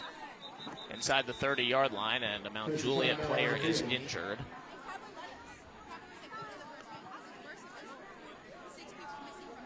Just as we were getting lined up for the next play. That's Atticus Fiorita, the star on defense so far today.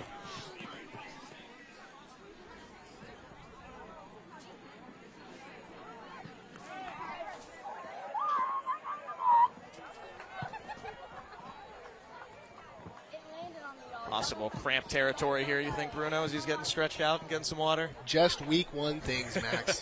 New segment. You got the penalties, you got the cramps. This is guaranteed with every game 1. 17-0 Mount Juliet as we approach halftime.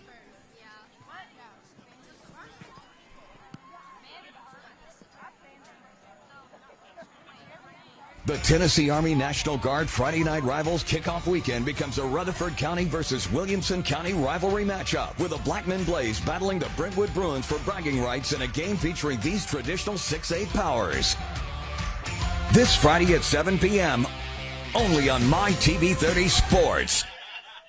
We will see you at the Inferno tomorrow night for Matt Kreisky's first game as the Blackmen head coach against Brentwood. That'll be tomorrow night at 7 on MyTV30 as Fiorita is up and on his feet and will take a play off after the cramp.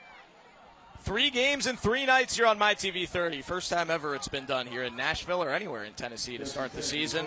Here in Mount Juliet tonight. Brentwood Blackmen tomorrow at 7 here on Channel 30. And then Saturday night, one of the biggest private school stadiums in the state, CPA and BA, Saturday night down in Brentwood. 19-yard run for Marty Matthews. Sets up this throw for Joshua Reese to the end zone for Kedarian Fletcher, and a Cane Ridge touchdown.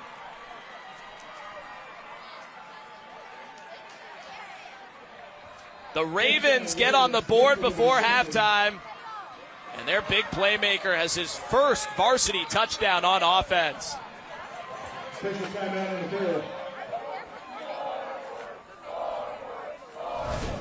Absolutely love. Right here, you see Joshua Reese with the quick pump fake, hits it over the top. Boom. Touchdown. Right in the pocket. You want to aim for that pylon on those routes. Hits it right on the money. Kedarian Fletcher, 3 catches for 49 yards and a touchdown tonight. He needs to be their breakout star if they're going to have success this season. Junior played some nickel DB last year. Did not have any touches on offense. Did have a pick 6, so it's not his first touchdown in a varsity game, but his first as a receiver. He expects his money to be made going forward. Despite the fact that he's barely played any varsity, he already has college interest from Virginia Tech, where his teammate Mose Phillips is now a freshman from last year, plus Liberty and Jackson State. Kedarian Fletcher, next Cane Ridge player to take off. He and Darius McGill have been their 2 best tonight. If you want to be that guy, you've got to make the touchdown when your team needs it most. You're going into halftime, short time, you just got a penalty give me by Mount Juliet on the unsportsmanlike. If you want to be that example for the team, the ball has to go to you. There's an injured Mount Juliet player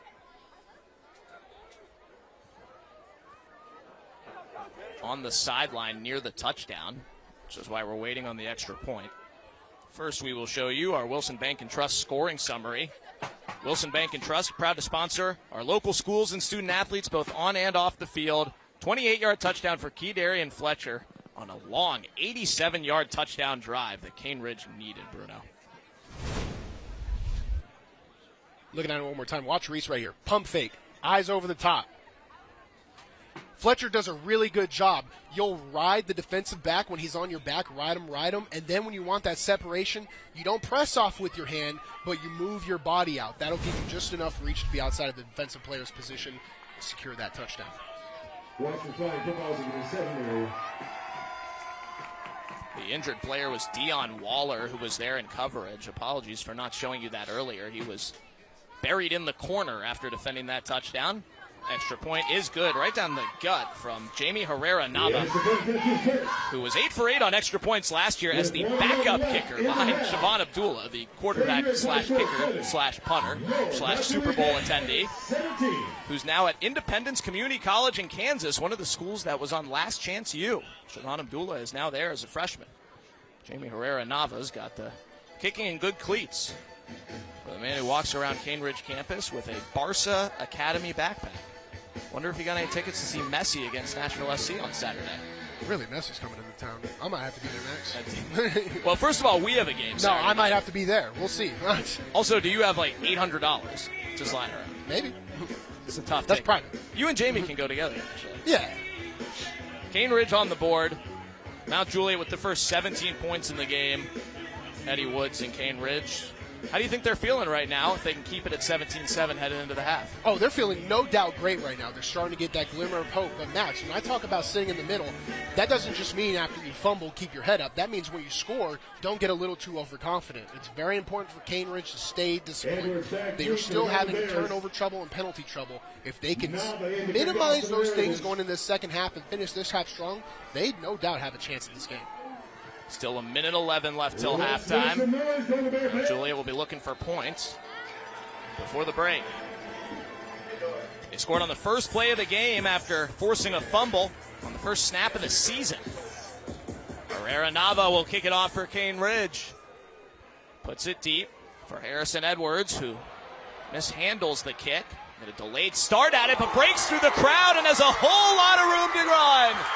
Harrison Edwards past midfield and finally dragged out by Bonds.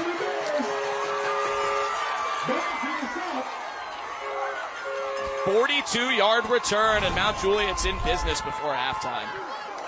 Tricky thing with these fumble kick returns right here. Oftentimes it just gives you more time for your blocks to set up. Now that middle opens up. Congrats to Bonds. He just saved his team a big-time touchdown. It's just Bonds and the kicker back. First and 10, Golden Bears. So Mount Juliet will start in Cane Ridge territory at the 44-yard line. Trying to seize the momentum right back, and Mount Juliet will get the ball to start the second half here at home.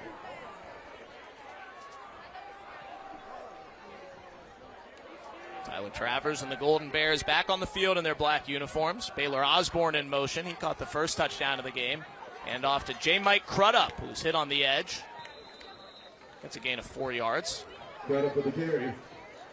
Tackle for Cane Ridge by number 25, Jathan McJunkin. Pick up a 4, second down and 6, Golden Bears.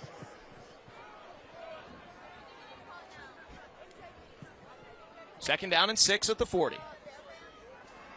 Mount Juliet still has 2 timeouts left as Jones gets the catch right at the marker for a Golden Bear first down. Brady Jones with a reception. That's a Chick-fil-A Golden Bear first down. So UA local 572 first down for Mount Juliet as they go quickly and spike the football to stop the clock with 28 seconds left and keep both those timeouts. Love them going to the tight end. They spread the big men right outside, and then they're cutting them right over the middle. A little bit of a matchup option. You throw it up. You can cut that field position down. Now they have an opportunity to either take some shots or play for that field goal, get some points on the board before halftime. It's the second catch of the game for senior tight end Brady Jones, who did not have a catch all last year. He's got 2 on opening night, and 1's a touchdown. Second and 10 after the spike. Travers looks off the screen, has a lot of pressure, and he's brought down for a sack and a huge loss. Jeremiah Brown plants his flag right at midfield. That was a loss of over 15 yards. Jeremiah Brown, a lot of times touchdowns and sacks are both team stats, and you can see on that sack, Jeremiah Brown has his teammates flush the quarterback out of the pocket. That allows him to just go straight up the field, full speed, secure it. Now Juliet calls a timeout with 14 seconds left after a loss of 16 yards on the sack by Brown. They're now further back than where they started the drive after the big return. Now, Cane Ridge cannot get complacent here. It's 3rd and long, but they can cut that in half and give themselves a chance on a 4th. It's very unlikely, but you have to stay on your toes here. So Mount Juliet down to 1 timeout with 14 seconds left. In a game that has gotten close quickly as Cane Ridge cashed in with a touchdown on their previous drive. All the things you would expect to be a factor on opening night have been a factor, Bruno. Absolutely. We got the turnovers right out the gate. We got the penalties. Now we got the cramps. Big thing going into that halftime. How conditioned are these young men for game 1? Because if you think the cramping is going to stop there, their bodies are going to start to take their toll. It's one thing to practice, it's another thing to play a game. Now we're going to see how they come out with that resilience in the second half. These are 2 teams with high expectations in Class 6A, the highest public class this fall. Cane Ridge was 11-2 last year. Lost in the state quarterfinals to Beach. They were 6-0 as region champions, as was Mount Juliet. Finished 9-3 overall. Lost to Page in the second round. 3rd and a mile. Screen pass will get you nowhere, incomplete. And it's 4th down with 9 seconds left in the half. 4th down, Golden Bears.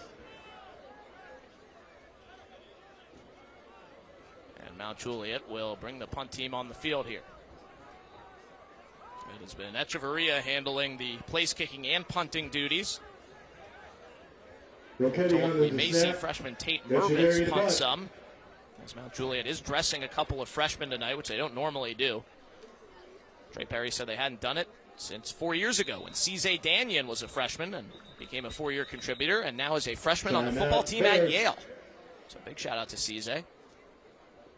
And Mount Juliet will take another timeout before the punt here, their final timeout.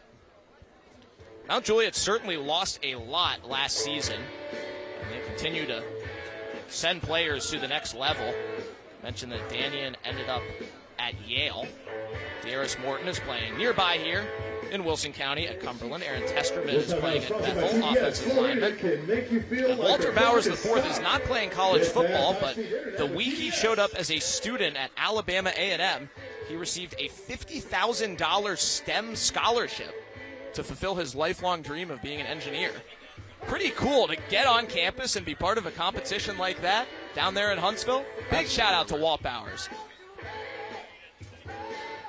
Two head coaches, these guys are good friends. Trey Perry said, our team's players don't really know that we're friends because we haven't played these guys in 7 years, but we've scrimmaged them. Just none of the players who are here right now have seen each other. And both of them, too, have their sons starting on defense for the first time tonight. Trey Perry's son, Kai, is starting at cornerback, and Eddie Woods' son, Caleb, is starting on the D-line for Cane Ridge as that punt rolls out of the end zone with 2 seconds left in the half, and Cane Ridge can most likely take a knee on this one. Probably happy, you think, Bruno, to be down 10 here, considering how this game started? Considering how it started, I would be very much more optimistic if I was Cane Ridge on the coaching staff, on the player base. You're going to get in there in halftime, and you're not going to change anything up for their halftime adjustments. I would say just hammer in on the little things, hammer in on the details, especially when Mount Juliet is seeming to start give on sportsmanlike penalties, their own offsides. Now's the time to really come together as a team and play discipline. 2 seconds left at their own 20. Reese will throw it. Pass is caught by McGill, and they're going to let him run for it. He's got a first down. Pad that to the stats. And that's the end of the first half. Mount Juliet first a turnover on the first play of the season and turned around and scored a touchdown on their first offensive snap of the year. They lead Cane Ridge 17-7 here at the break. And the first high school football game statewide here in 2023 at Mount Juliet. Sammy Kincaid is in our Josh Houston and Associates Coaches Corner with Mount Juliet head coach Trey Perry. Coach Perry, you really had control of that first half until the last minute and a half. What changed? Good football team. I mean, it's two good football teams. Cane Ridge is well coached. Coach Woods has been doing this a while. They're not going to panic. Their scrimmage schedule in the fall predicated the fact that they know that Mount Juliet's just another football team on their schedule. We played above our heads first quarter and a half. I'm proud of our guys, but got to have a little poise. We can't have a stupid penalty like we did right before the half to give them that opportunity. And they took advantage of it because good football teams do that. And your defense played really disruptive at the beginning of the game. What's your message to them to get back to that in the second half? A lot of people talk about 3 and outs. We talk about 1 and outs or 2 and outs. So in order to do that, you got to run to the football. When you get there, you got to have some intentions about getting that ball out, and I thought we did a great job of that earlier. Good luck in the second half, Coach. Thank you. Back to you, Max. Thank you, Sammy. That is our Josh Houston and Associates Coaches Corner, a one-source scholastic product experience. Mount Juliet 17, Cane Ridge 7 here at halftime in Wilson County. Brought to you by the Protein Snack Shop. They never tasted so good.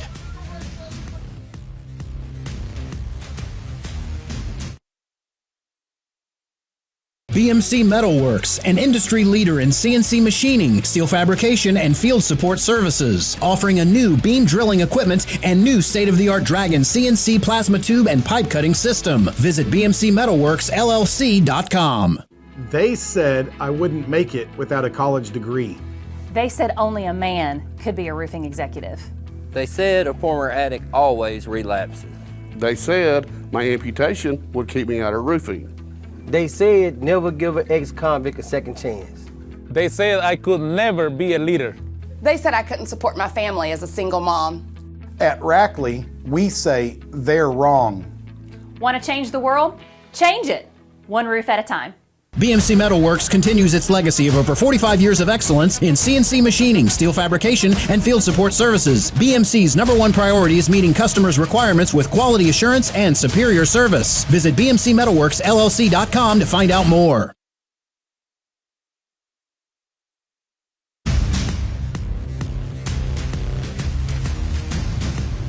You're watching the South College Halftime Report. South College, where dreams find direction. Throughout the Friday Night Rivals regular season, Rackley Roofing will recognize an exceptional senior student athlete from each participating school with a plaque presentation prior to each game. Here are this week's Rackley Roofing Scholar athletes. And high school football means the Rackley Roofing Scholar Athlete of the Week, where we get to introduce you to the finest young men and women in Middle Tennessee. Charles Adderfope III. He is a 3.5 student at Cane Ridge High School, and he is a force at defensive tackle. How do you balance football and academics? Because you're obviously doing well at both. Well, many people take school for granted, so I try to do my schoolwork in school, but if I don't have time after practice, I definitely get straight to it. He's also a great young man involved in lots of charities, but here's the thing. I want to talk a little football. You want to play for the Florida Gators. You Vols fans, back off. What's a good game for you? How do you know when you've done a good job there at defensive tackle? When I know my teammates, I had their back, they had mine. So it's like, if I'm doing my job up front, they doing theirs. Everything works together. No points on the board. Said like a true team player. Rackley Roofing Scholar Athlete of the Week, Charles Adderfope III. The Scholar Athlete of the Week, the Rackley Roofing Scholar Athlete of the Week, this young man, Kason Walton, talk about impressive, a 4.4 GPA, not 40, right? Yes, sir. Yes, What's sir. your 40 time? Man, I haven't ran in a while. Been to camps over the summer, but yeah, it's been a while. 4.4 GPA is actually more important. Tell me, how do you balance it? You're a great student and you're a football player. You just gotta make a schedule, find out what works for you, give time to what you're not good at, and works out in the end. What is next for you? What's the next big step? Honestly, college for sure. Not sure if I'm going for academics or athletics. Kind of seeing what comes in this year. Next big step is state championship. That's right. That's right. He's not looking too far ahead. The goal right in front of him. Handsome young man. So glad he's the Rackley Roofing Scholar Athlete of the Week from Mount Juliet High School. These students and other nominated students are eligible to win a $10,000 scholarship to be presented at the end of the season, courtesy of Rackley Roofing. Rackley Roofing is the proud sponsor of the Friday Night Rivals Scholar Athlete Award. This week's Friday Night Rivals Educator Spotlight is presented by Western Kentucky University. Climb higher at Western Kentucky University. I'm pleased to be joined by the Cane Ridge principal, Dr. Deontay Alexander. And first off, thank you so much for joining me. And you're back in familiar territory, aren't you? Absolutely. I used to be the principal at West Wilson Middle School. I have some freshmen and sophomores on the Mount Juliet High School team. So this had to be a pretty special game for you for many reasons. But let's talk about what's going on over at Cane Ridge. It's a very storied program, what Eddie Woods is doing over there. Absolutely. So I'm pretty excited to be here. We have a great program. We have great athletics, great band, as you can hear and see. And we have 5 academies, 4 of my career academies, so students are able to engage in arts and communication, health management, and further other things. And you've been talking about some of the other activities they can get involved in, but they're going to get done on the field in their activities, but also in the classroom. What does that mean to be a student athlete? So we push each and every day at Cambridge High School. We want our kids to be engaged, we want them to grow, we want them to thrive. So we push that every day in the classroom, every day during our announcements. We start off each and every morning discussing it, and it's one thing I can say as a mission and a vision of school, we're pushing towards excellence. Well, thank you so much for joining me, and I hope you enjoy the rest of this special night for you as you're back in territory that's very familiar to you. I know, right? Thank you so much. And right after this, we'll have much This week's for Friday you Night during Rivals our Educator halftime Spotlight report. is presented by Western Kentucky University. Climb higher at Western Kentucky University.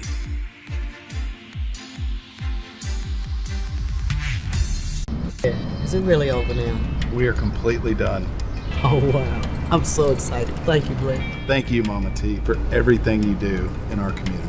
Bless you. Call the law offices of Bart Durham today. Fox 17 News. We cover big stories. Homelessness is a major problem in Nashville. What will you do as mayor? Local stories. We want people to follow the rules, and the rules will be fair. breaking story. Breaking news out of Donaldson tonight. A Metro police officer. We ask tough questions, providing you with context and detail. Will these investments be enough to give our students the resources they deserve? Our coverage shows how these stories impact you, our cities, our community. Fox 17 News. Alerts, empowers, protects. UA Local 572 and MyTV30 Scholar Athlete of the Year is Malachi Tate from Hillsborough High School, winning a $3,000 scholarship. I'm John Steckler of UA Local 572. We're here to proudly present the Scholarship Athlete Award to Malachi Tate. Congratulations. Thank you, it's an honor. Malachi seemed to be a great fit as far as being a scholar and an athlete, so we thought he would represent that well. Congratulations, Malachi, this year's High School Hoops Scholar Athlete of the Year. Bart Durham Injury Law has been in this community for decades. Knowing what we're doing makes a big difference in us being able to resolve cases for you. Relationships matter. 4 decades has given us the ability to create those relationships.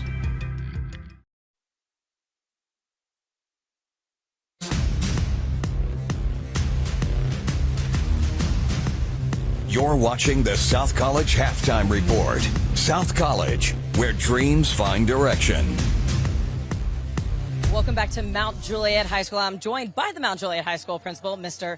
Ryan Hill, and it is the Friday Night Rivals kickoff weekend. It's the inaugural kickoff weekend. How does it feel to be hosting that? Feels awesome. Last spring we got asked if we wanted to host this game, and it was a no-brainer when they asked. I was like, let's do it. What do we need to do? What do we need to sign? And it was a no-brainer. You have a lot going on at Mount Juliet High School. What are some of those clubs and groups? And they've seen a lot of success as well.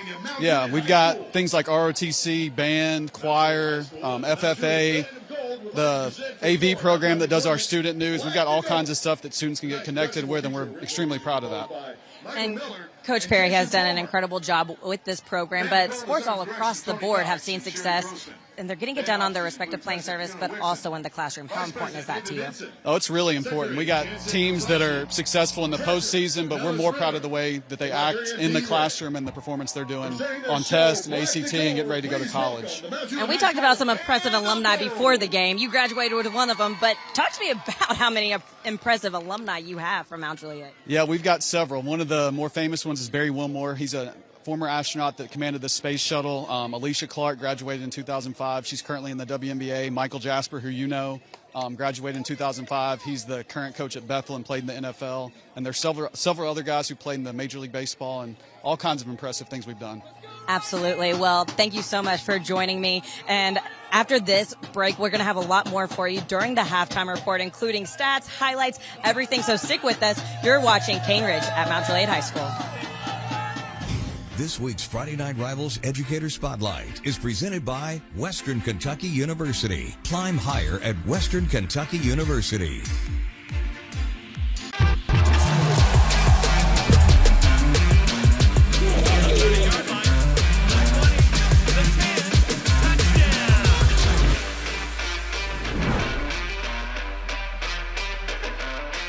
In Middle Tennessee, we've seen the tragic impact of severe weather. I'm Fox 17 Code Red Chief Meteorologist Katie Morgan. Middle Tennessee storms can be dangerous. That's why our Code Red alerts warn you up to 3 days in advance. But Code Red weather isn't just about tornadoes. Rain, flooding, heat, all can have a major impact on your life. From nuisance weather to severe storms, we track them all. Fox 17 News Code Red weather alerts, empowers, protects. Get ready for more action. New players, the biggest touchdowns, and new bone-shattering hits. Fridays at 9:30, watch Fox 17 Football Frenzy Live, sponsored by Wilson Bank and Trust. I'm Jill Jelnick, and I'll have all your highlights, scores, and more with live game coverage on Middle Tennessee's only 30-minute high school football show. Fridays at 9:30, watch Fox 17's Football Frenzy Live, sponsored by Wilson Bank and Trust.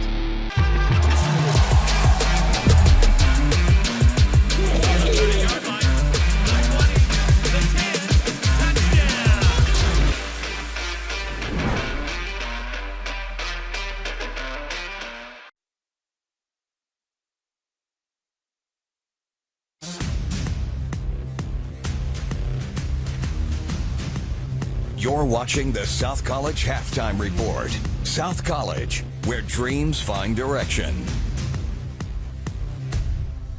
Welcome back to Mount Juliet. This is the South College halftime report here on the Tennessee Army National Guard's kickoff weekend, presented by Bart Durham Injury Law here on MyTV30.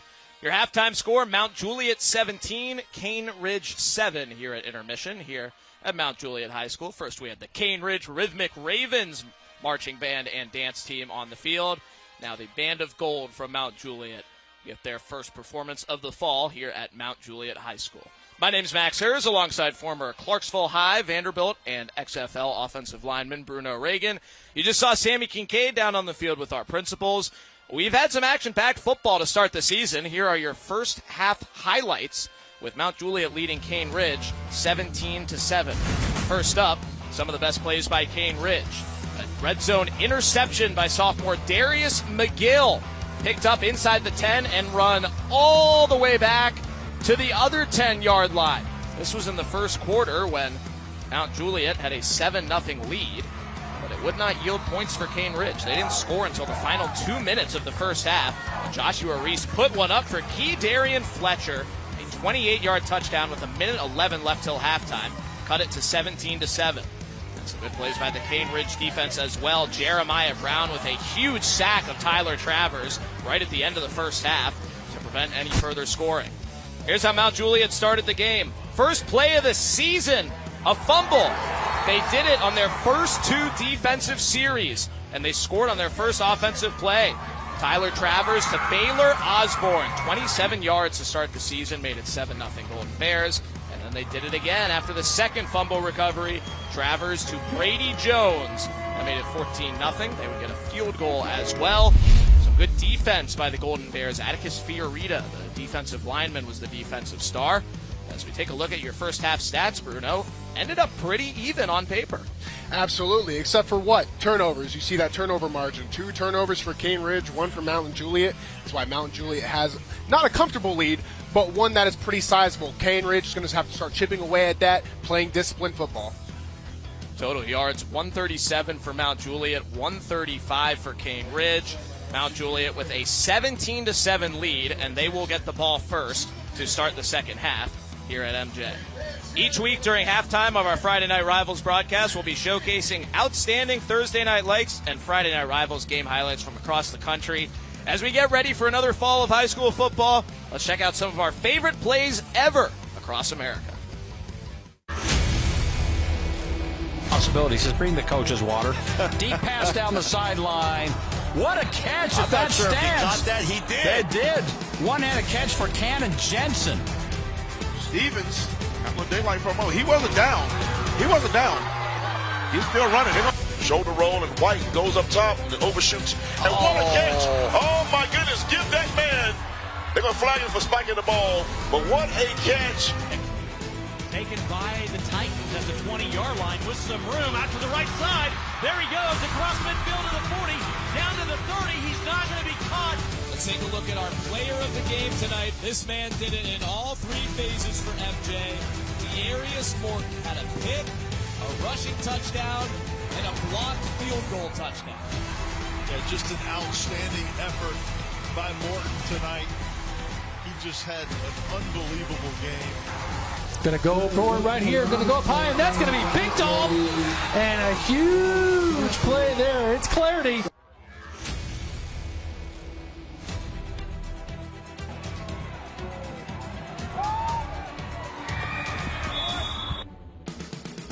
Play action. Seibert able to avoid the sack by some time. Now throws across his body to a wide open Caden Bates. Don't flag on the play. If you think a truck accident is the same as any other car wreck, think again. There is so much more to it. The complex laws, the serious injuries, and the fight that the trucking company is already waging against you. Don't trust your case with just any lawyer. Get Hughes & Coleman. We have years of experience helping truck accident victims.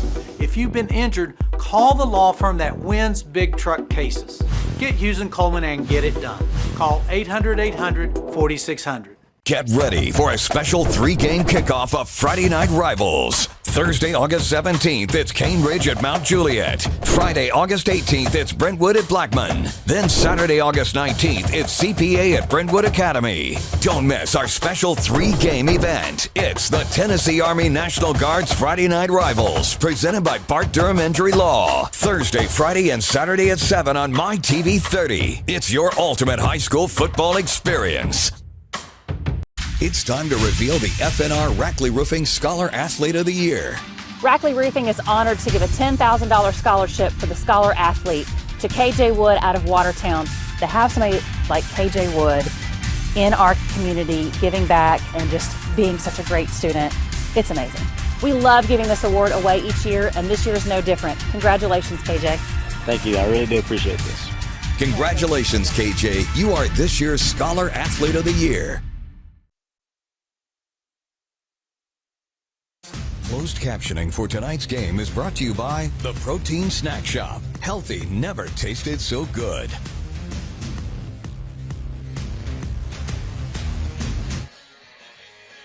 Gorgeous night here in Mount Juliet, Tennessee to start the high school football season here in fall 2023. Couple of games tonight. Most everybody getting underway tomorrow on the second to last Friday of August.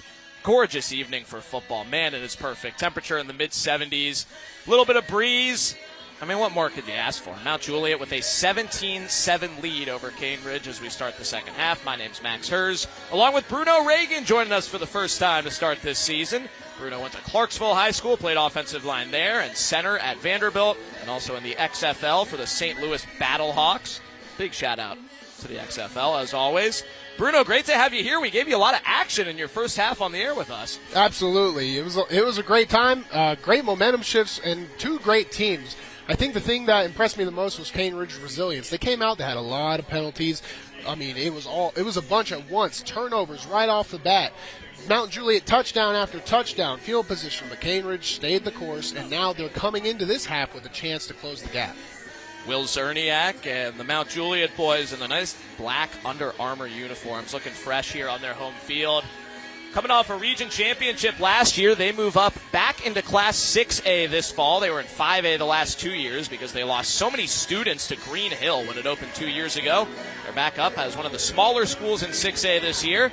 Cane Ridge remains in 6A as usual. They're one of the smaller schools in 6A as well. And they're in a region newly formed this year in a reclass year with predominantly Metro teams, but also Stewart's Creek in there as well, and Smyrna. So that should be an interesting region as Cane Ridge breaks in a whole lot of new players coming in this season. We've seen their playmakers stepping up in their first season as the lead dogs. Darius McGill, sophomore, 3 receptions for 40 yards and an interception with an 80-yard return. And Keydarian Fletcher, 3 catches, 49 yards, that big touchdown right before the half. Keydarian Fletcher really was using his body well to separate. If he can keep that kind of pressure up going into the second half, you might see more of him. He might be their go-to guy on the offensive side of the football. Sammy Kincaid is in our Josh Houston and Associates Coaches Corner with Cane Ridge coach Eddie Woods.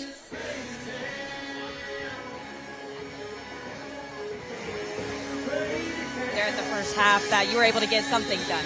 Yeah, we just like we talked yesterday. I said we can't come out here and be young. We were young the first time. At the end of the day, you know, if stuff happens, we got to forget about that. We put a nice drive together, able to score some points. Hopefully that'll continue in the second half. What was your message to your team to just settle down? Because there were a lot of penalties early and the turnovers early. That's exactly what it was. Just settle down, man. We still in this game. It's a 2-possession game, not even a full 2 possession. So we just got to come out. We cannot give them anything else. We got to come out and execute. Well, thank you so much for that, and good luck in the second half. Thank you. Thank you, Sammy. Thank you, Coach Woods. That is our Josh Houston and Associates Coaches Corner, a one-source scholastic product experience. Coach Woods, in his 8th year as the head man at Cane Ridge, a metro school in Antioch, was previously the head coach at his alma mater, Melrose High School in Memphis, as they restored their program in 2012.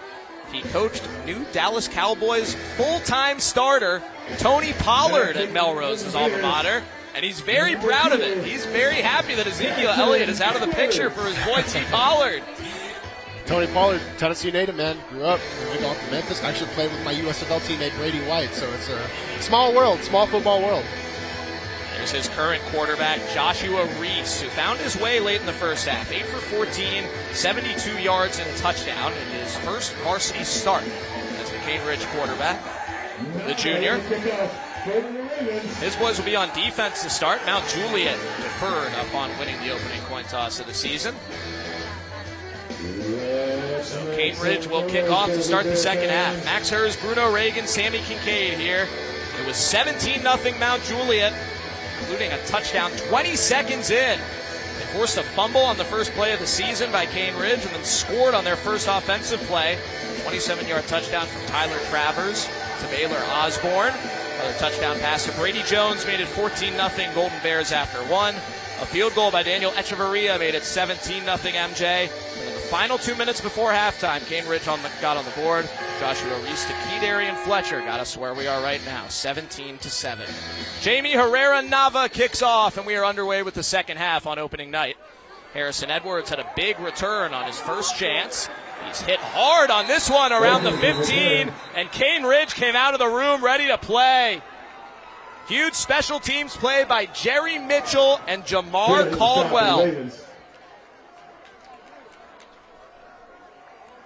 Cane Ridge, they swarm bodies to the ball. Now that they're starting to get multiple bodies on the ball, that's when you can start to attack those fumbles, those turnovers. It's hard when you're one guy, you want to make the tackle and strip the ball, but if they keep gang tackling to the ball like this, they're going to have a chance to turn the ball. Golden Bears from the 17-yard line. Now Juliet will start at their own 17-yard line here in the second half. That was their worst starting field position of the game. Sets up well for the Cane Ridge defense against Tyler Travers and crew, the 6'4" junior quarterback. He was the starter all last year after Griffin Throneberry was hurt in their season opener. Griffin is now playing linebacker at Austin Peay as a freshman. Glad he's healthy after getting hurt a year ago right now when that man became the starter as a sophomore. He and John Michael Crudup, their junior running back, played a lot last year. They are experienced juniors. You see them right there together. They welcome a lot of their friends and classmates into starting roles this season. They're the two with a lot of experience. Travers keeps it on the read option, goes right up the middle and gets hit, but has a first down. Travers tweeted some scrimmage film over the last couple weeks. He said, love a good RPO. Absolutely, and Travers is going to have to take more responsibility pulling. It's not that Mount Juliet's offensive line is starting to falter, but Cane Ridge is starting to get some momentum and starting to get some juice, so you might see Travers pull onto the edge and keep them at bay. It's good for a BMC Metalworks first down for Mount Juliet. BMC Metalworks providing precision machining and fabrication services throughout the southeast area for over 45 years. As a flag comes in before the snap, here's Bill Plants. False start against the Bears. It's a false start against Mount Juliet. There's Trey Perry, the Mount Juliet coach, decked out in his gray Under Armour gear. I want to give a shout out to whoever designs the merchandise here. It didn't seem like it was a piece of team merch. It's a piece of fan merch new for this season.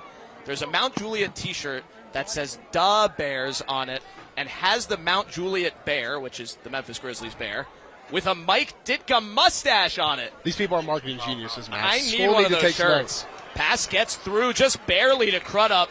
It was nearly intercepted by Jalen Mosby. Bonds with the stop. These windows are starting to get real tight for Travers. Pick up a 5. Second down and 5, Golden Bears.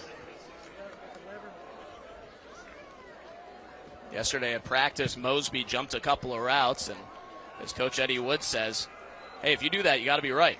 Well, he was not right there, but it didn't cost him much. Gain of 5. Cane Ridge opting for a cover 1 out of their 4-3 base. Travers hands off to Edwards, who's not going far. Travell Howard in there along with a flock of Ravens. Third down. Howard with a stop. If Cane Ridge is allowed to play their base and not get spread out, they're going to have 7 big boys in that box. It's going to be real hard for the run game to be efficient in the inside zone scheme. There's Caleb Woods, head coach Eddie Woods' son, making his first high school start tonight for his dad. Coach Woods said, jokingly, of course, until he starts performing, I won't tell them he's my son. But both head coaches have their sons starting on defense in this game. Pretty cool for two head men who are friends. Travers rolls out, incomplete. Looking for Carson Slocum, and that's 4th down. Pressure for Cane Ridge came from Jeremiah Brown and Jathan McJunkin. Mount Juliet starting to play a little bit of 10-man football, Max. What that means is someone's missing a block here. Somebody's getting a penalty here. One person is falling on the route here. It's not going to happen on offensive football if you play with 10 people. Mount Juliet will punt for the second time tonight. Daniel Echeverria punts to Darius McGill, who lets it skip, won't have a look at it. And Mount Juliet will down it inside the 20. And there's a flag. A couple of pushes in the back by Cane Ridge as that ball was rolling. And I believe the second one was what drew the penalty. So we will get the call. It'll be Cane Ridge ball either way. Here's Bill Plants.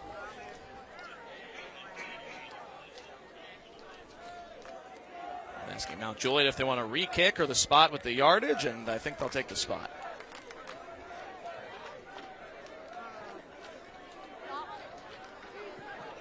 It is a block in the back and against Cane Ridge. So Cane Ridge will get the football for the first time in the second half, looking to build off of their momentum going into the locker room. 17-7 Mount Juliet. You're watching the Tennessee Army National Guard's kickoff week, presented by Bart Durham Injury Law. This Friday, the Tennessee Army National Guard Friday Night Rivals kickoff weekend becomes a Rutherford County versus Williamson County rivalry matchup, with the Blackmen Blaze battling the Brentwood Bruins for bragging rights in a game featuring these traditional 6'8 powers. This Friday at 7 p.m., only on MyTV30 Sports. Tomorrow night, game 2 of 3 of the Tennessee Army National Guard's kickoff weekend here on MyTV30. Brentwood High at Blackman High tomorrow in Murfreesboro. If you are not at a high school game, make sure you are with us or set your DVR. 7 o'clock tomorrow night. Looking forward to seeing Matt Manning, Clay Merrill, and Brentwood going up against Carter Gregory, Ethan Carson, and a very, very new Blackman squad that has a new head coach in Matt Kreisky and pretty much an entirely new team. We will see them tomorrow night, and then BA and CPA Saturday night at 7. This is night 1 of 3 high school football here on Channel 30. Cane Ridge ball looking to keep their momentum going here on their first set of the second half. Pitch left to Marty Matthews. Did he lose the football? He did! Mount Juliet has it! Kai Perry comes up with the football. And Mount Juliet has a fumble recovery on the first defensive play of each half. I mean, that could not have gone worse if you are Cane Ridge. It's one thing to fumble a football. It's another thing to do it on your own 9-yard line. Now Mount Juliet has 4 plays to really take a shot at the end zone and separate themselves in this game. Brooklyn Wynn forced it. Kai Perry recovered it on the edge. And that is the third forced fumble and taken away fumble by the Mount Juliet defense here in week 1. Now they start at the 13-yard line. Travers hands left. Here goes Harrison Edwards. Hit hard on the edge and then dropped. Hit stick by Isaac Bonds after a gain of 4. Edwards, the speedster, at 8 rushes for 25 yards in the first half. Second down and 5, Golden Bears.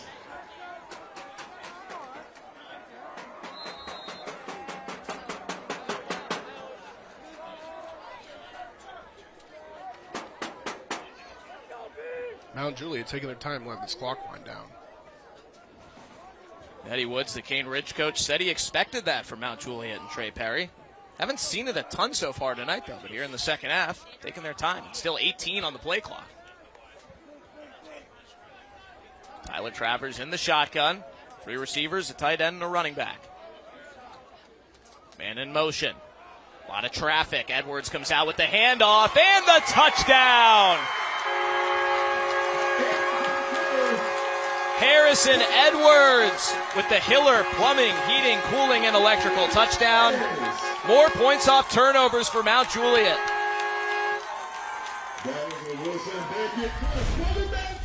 Right here for Edwards, this is a designed sweep. He's going to take it. There is no read. It's just stick your foot in the ground and go. He beats the one man outside the beat, turns up.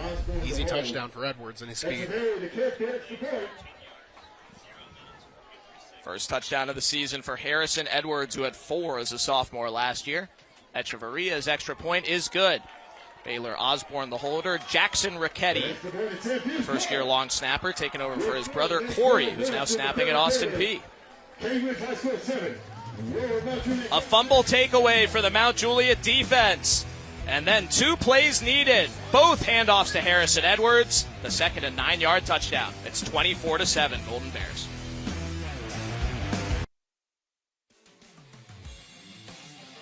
Welcome back to Friday Night Rivals here at Mount Juliet hosting Cane Ridge, and I am pleased to be joined by the U.S. Marines, and I have Sergeant Salamanca with me and also Sergeant Gardner. Thank you so much both for your service and for joining me tonight. Thank you. And first off, where are you from? Tell me about your hometown. Tell me if you have a family. Let's just get to know a little bit about you. Absolutely. So I'm from Bristol, Virginia, about 4 hours away.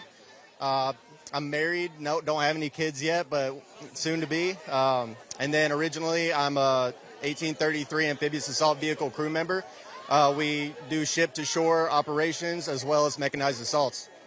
Thank you. And Sergeant Salamanca, what inspired you to join the Marines? So the biggest thing that inspired me would be my little brother.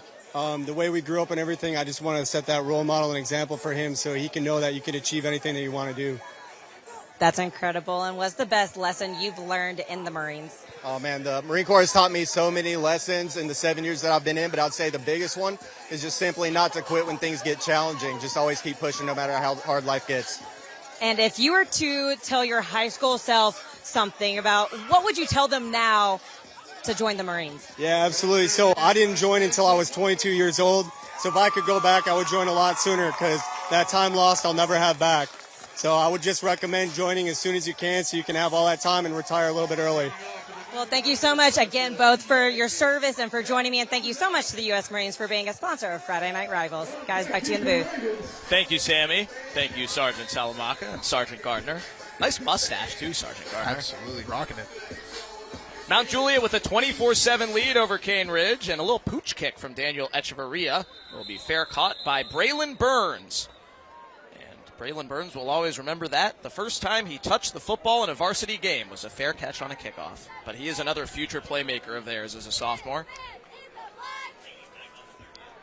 He will head off. The first-team offense will come on for Cane Ridge after another giveaway to start the second half. When they've been able to move the football, they've been good. Here's your scoring summary for that very short touchdown drive by Mount Juliet. So Wilson Bank and Trust scoring summary. Proud to sponsor our local schools and student athletes, both on and off the field. Trey Perry's son, Kai, came up with the fumble. And then 2 plays later, Harrison Edwards, a 9-yard touchdown. Screen pass to Darius McGill by Joshua Reese gets Cane Ridge moving. And we'll see where they spot it. Some flags on a late hit as well. It was a pickup of 7, and maybe more. That is a credit to McGill, being very physical, forcing those people to attack him as he's going outside. Then you draw the penalty. Sometimes it's not malicious. Sometimes it's just really physical football. It is a late hit personal foul against Mount Juliet. So tack on 15. A very costly personal foul came late in the first half against the Bears. Led to Cane Ridge's first touchdown. Gets his pads low. A little bit of a drag.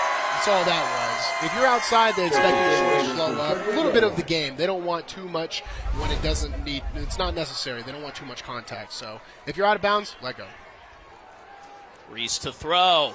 Fires deep downfield to Fletcher, but a little too far. Looking for it all from a little under 40 yards out. Intended for Fletcher, defended by Waller. Second down, Ravens. Don't dislike it from Reese. Sometimes you got to take a shot, especially if you're coming from behind. You're in long down positions. Sometimes the defense, you might catch them off guard, too. They're expecting you to chip away at the first down. You might want a 3rd and 5, but instead you take it over the top. And he was open, just a little bit too much mustard. Eddie Woods, the head coach, is also the offensive play caller as the OC.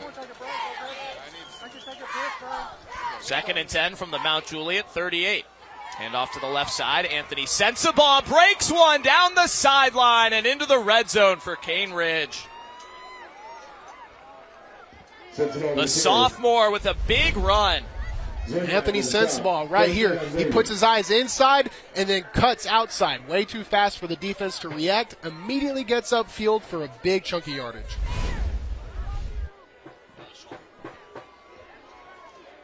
First and 10 from the 14-yard line. 24-yard gain for Sensabaugh into the red zone. Inside the 15-yard line. Reese rolls right as receivers with him. Fletcher's open for his 2nd touchdown of the game. Touchdown Ravens. Joshua Reese to key Darian Fletcher. Gets him back within 10. We called it, Max. If there's going to be any chance for Cane Ridge to come back in this game, it's going to be a Reese to Fletcher combination.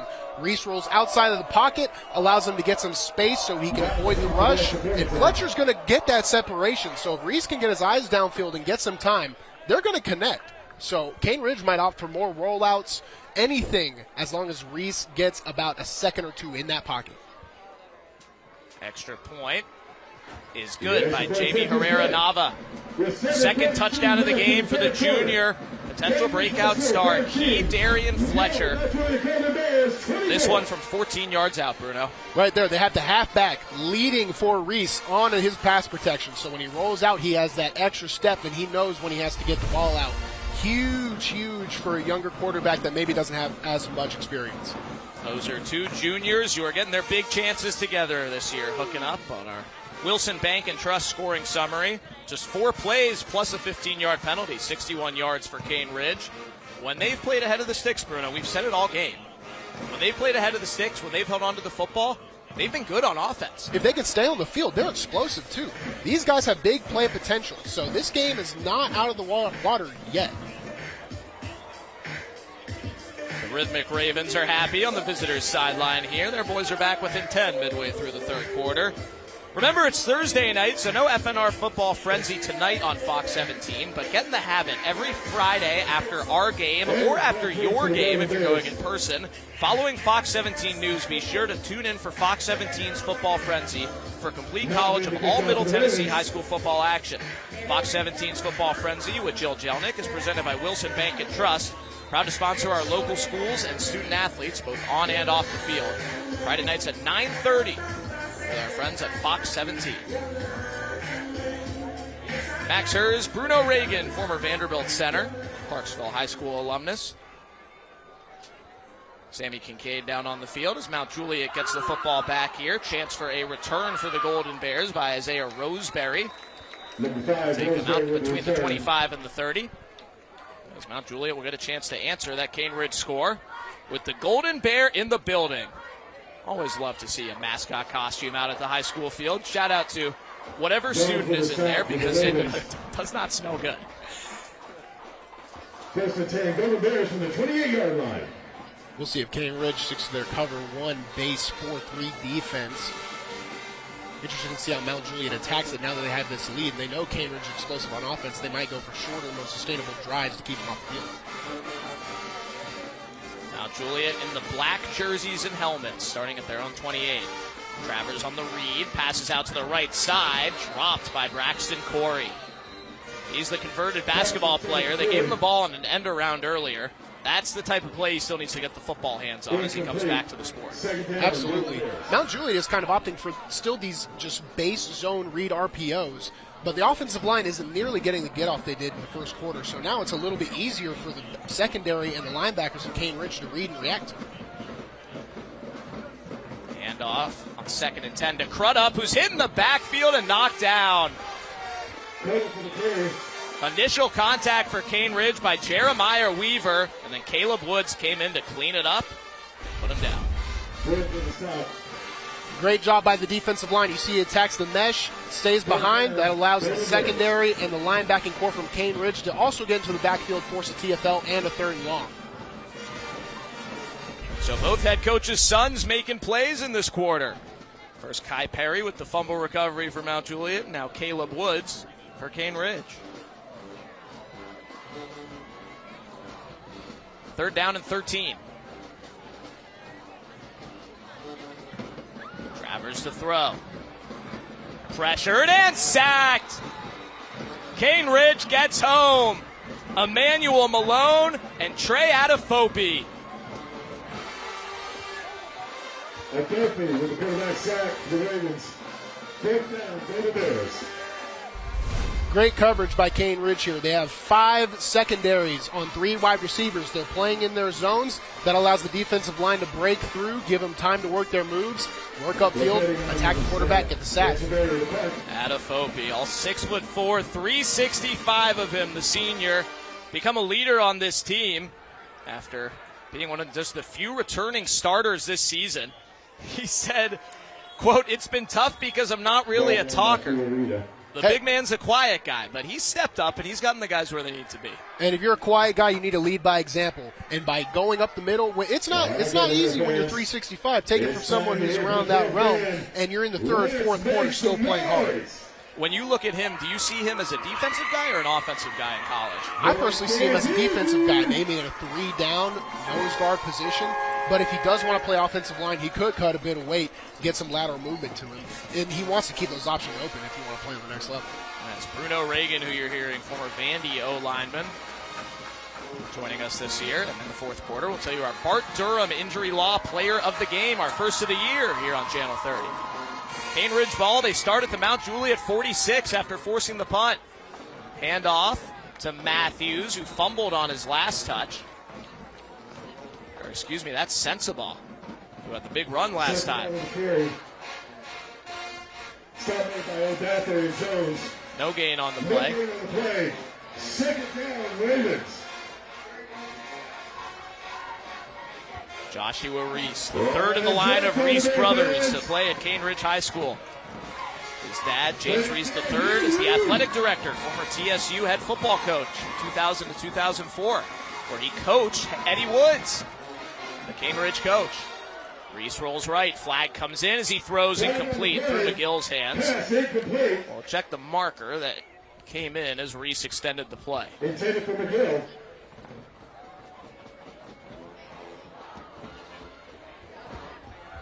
Holding against Cane Ridge. Mount Juliet will take the penalty to back him up and make it 2nd and 20. The Mount Juliet rush is starting to slow up a little bit, but now they just got some juice back. They forced that holding call. It was the Mount Juliet defensive line led by Atticus Fiorita.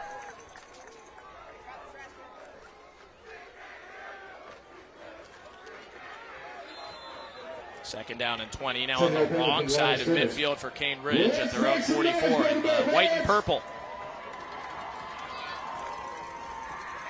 Reese to throw. Screens it off to Sensabaugh, who gets away from a couple of linemen. Now has a whole lot of green. And a 42-yard run. There is also a flag on the play. It's a block in the back against Cane Ridge. It's declined, so this will stand, Bruno. Mount Juliet ball. What a great job by Sensabaugh to make something out of nothing. Cut up into the middle, put his foot in the ground, and get vertical. But it's the same story for Cane Ridge. They started it, and they're ending it. Fumbles and turnover margin is keeping them out of this game, especially on their field position. As a coach, you're going to look at your guys, and you're going to tell me, make different mistakes. If you're going to make a mistake, make a different one. But the fumbles have been consistent for Cane Ridge. That is their 4th lost fumble tonight. 1 by the quarterback, Reese, and then 3 by the running backs. They're happy on the Mount Juliet side after a 42-yard run against them. Sensabaugh lost the ball, and it landed right along the sideline. The cornerback, Dion Waller, who brought him down, ended up on it.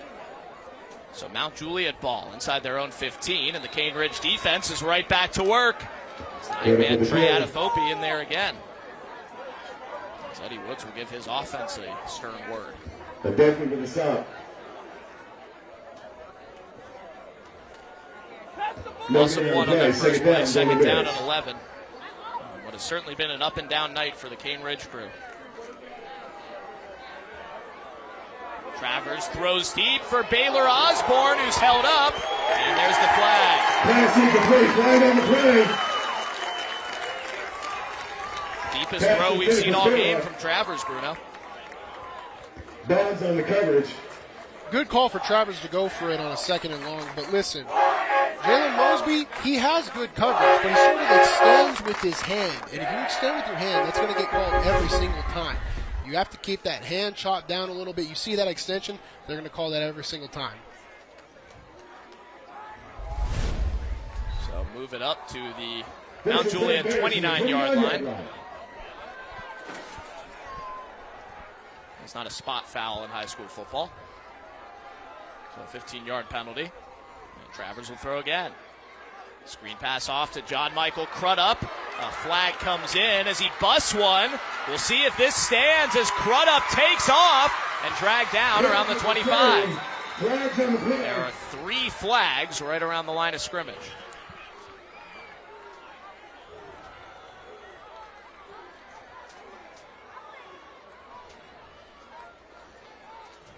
We have had 16 accepted penalties in this game and plenty more declined with over 16 minutes of game time left. This has been a long game with a lot of whistles, but entertaining. Entertaining and explosive, but this is to be expected in Week 1, Max. It happens in every level also. Happens in the National Football League, happens at the SEC level, happens at the high school level. Week 1 is about learning where strengths and weaknesses lie, and some teams, especially the younger ones, the unknowns, Cane Ridge, sometimes it's discipline, ball security, penalties. For Mount Juliet, I would say you can see their youth on a lot of their plays. That holding right there didn't need to happen. He didn't need to have that holding on the edge. It would have still been a positive play call, but they're trying to go for a little too much. Do a little too much. Just do your job. Travers a deep drop on 1st and 20, throws it, and nobody home. Looked like they were trying to set up a screen there.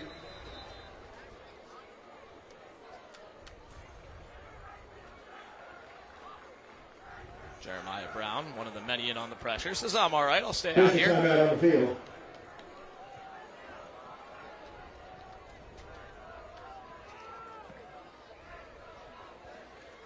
Mount Juliet has not trailed. They scored 20 seconds in on their first of 4 fumble takeaways by the MJ defense. We have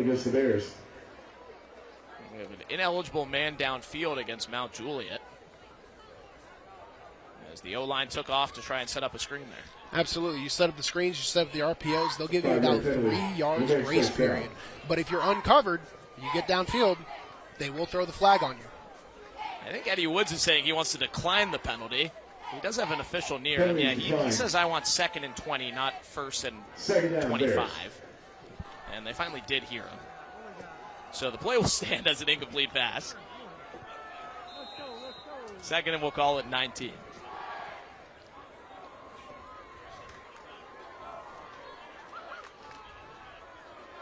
Hand off to Edwards. Picks up 5 or so down the right sideline. Edwards with a carry.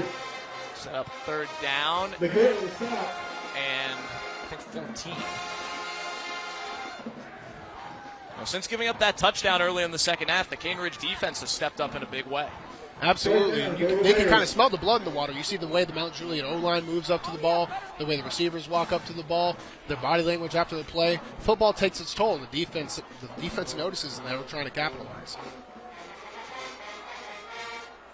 Mount Juliet with the football and a 10-point lead here at home. Still in the 3rd quarter here at Roger Perry Field.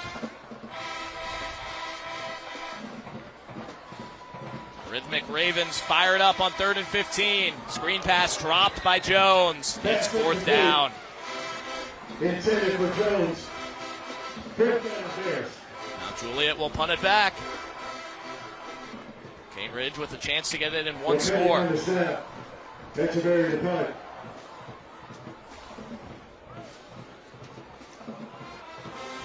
Darius McGill deep to receive the kick from Daniel Echeverria. When people call Bart Durham Injury Law, they're calling a team. We're large enough to take on anyone, but small enough to care and really know our clients. Call us today, 615-242-9000. Of the game. Budget breaks. You could pay more, but why would you want to? Plenty of good defense so far tonight as crew picks the best defensive stop of the game, and we could have plenty more left. Tell your friends, high school football is on TV right now. But a whole lot of ball game left here as we push 9:30. Cane Ridge will start at their own 25-yard line. They're now outgaining Mount Juliet, 227 to 167. Flag comes in as Reese goes to Fletcher. Too deep on the deep ball. And we will check the penalty that came in very shortly after the snap, right at the line of scrimmage. Flag on the play. Should be a false start. Cane Ridge is going to these awkward formations trying to get Fletcher on a one-on-one situation.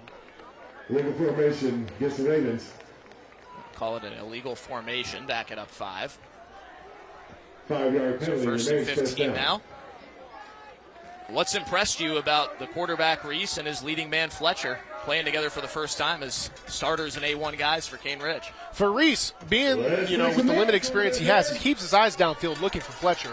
If you're going to play quarterback, you can't be scared to take a hit. You can't look at the lineman. He keeps his eyes downfield looking for the big shot.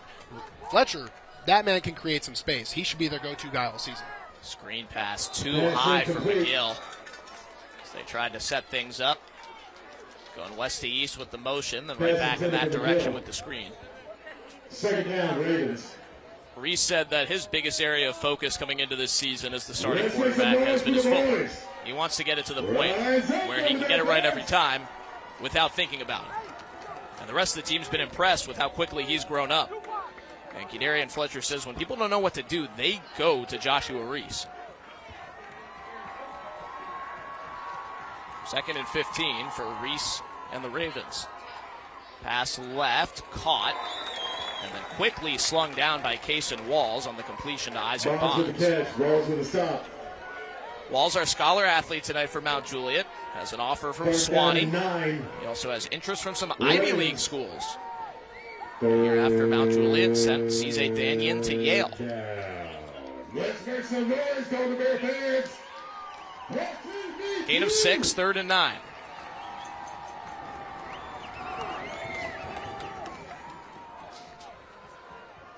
Reese flush right, gets it to Bonds, a long way to run. He's close to the marker, and he's got a first down.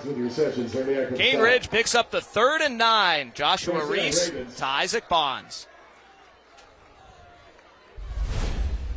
Again, they're working out of the backfield. Reese pulls out, and they have the halfback leading him on the block so he can keep his eyes downfield, and he times the throw as best as possible to get Bonds as much open field space and separation.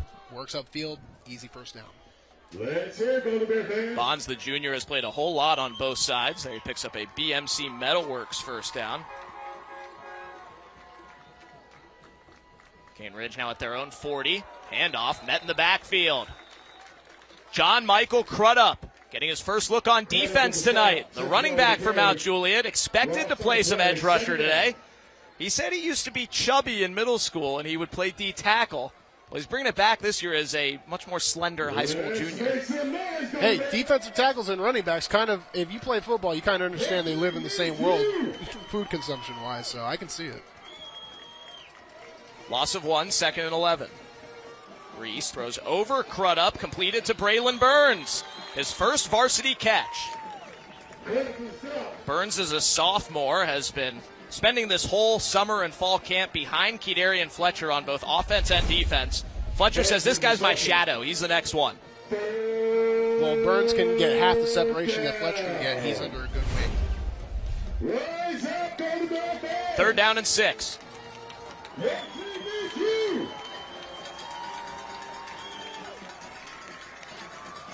Reese caught short of the sticks by McGill, and he's held there by Mount Juliet about a yard short. The Golden Bears gang tackle, and it'll be 4th down and 1.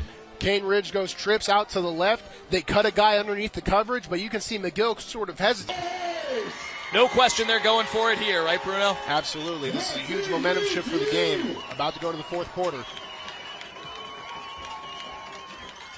Reese hands off to Sensabaugh, who's dropped short of the marker. Cason Walls gets it back on downs. The senior leader with a huge stop for Mount Juliet, and they get the football back. Mount Juliet does a good job covering both options. You see the quarterback, his read. He was already hitting the backfield. 14 tracks down the handoff. Easy for the Mount Juliet Bears to convert, get off the field. Kason Walls with a huge tackle in the final minute of the third quarter. And Mount Juliet will get the football back at the Cane Ridge 46-yard line. They lost 3 yards on that play. So the Golden Bears back on the field with a 10-point lead. Walls plays the star position in this Mount Juliet defense, which this week looks more like linebacker. Sometimes it looks more like a nickel safety. He makes a lot of plays wherever he is. Hand off to Harrison Edwards is a first down on the first play of the drive, and possibly the final play of the third quarter for Mount Juliet. Edwards has had a great second half. 4 carries so far in the second half for 27 yards and a touchdown. Brings him up to 12 carries and 52 yards in the game. They may have to snap it again, as the play clock did start as soon as that last play ended.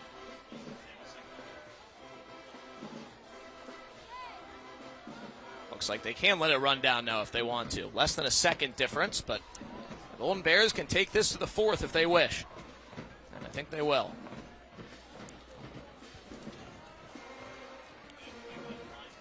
Both teams with a touchdown in the third quarter.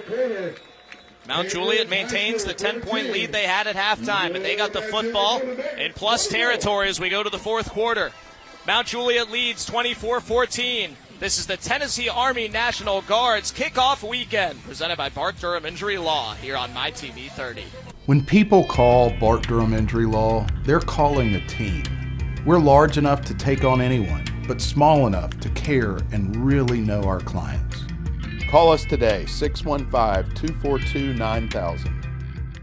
A money market account is a great way to earn a higher interest rate on your savings while giving you access to your money.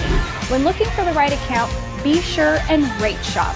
Find the most competitive rate with no fees. Know the rules. Are there minimum balance requirements, withdrawal restrictions, or penalties? And use it for short-term savings. It's a great account to help you build your emergency fund.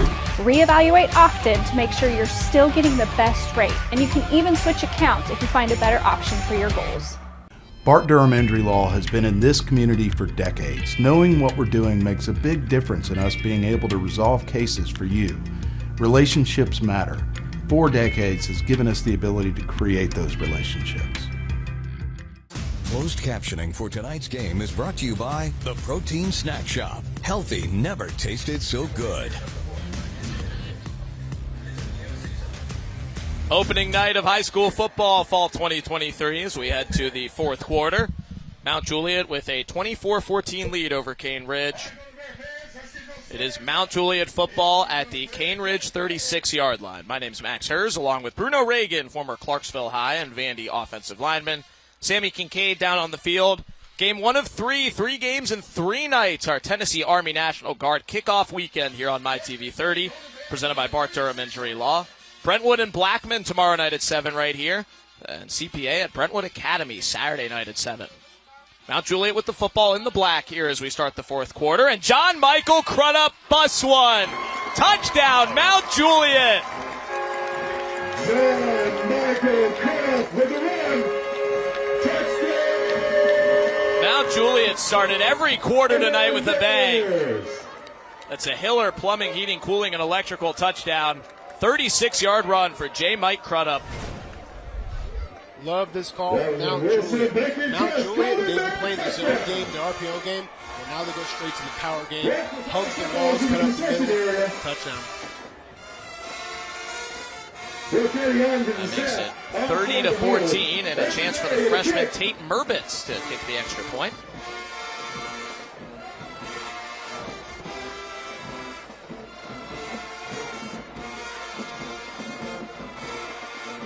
Kick is up. And it is good. 31-14 Mount Juliet. What a way to start the quarter, Bruno.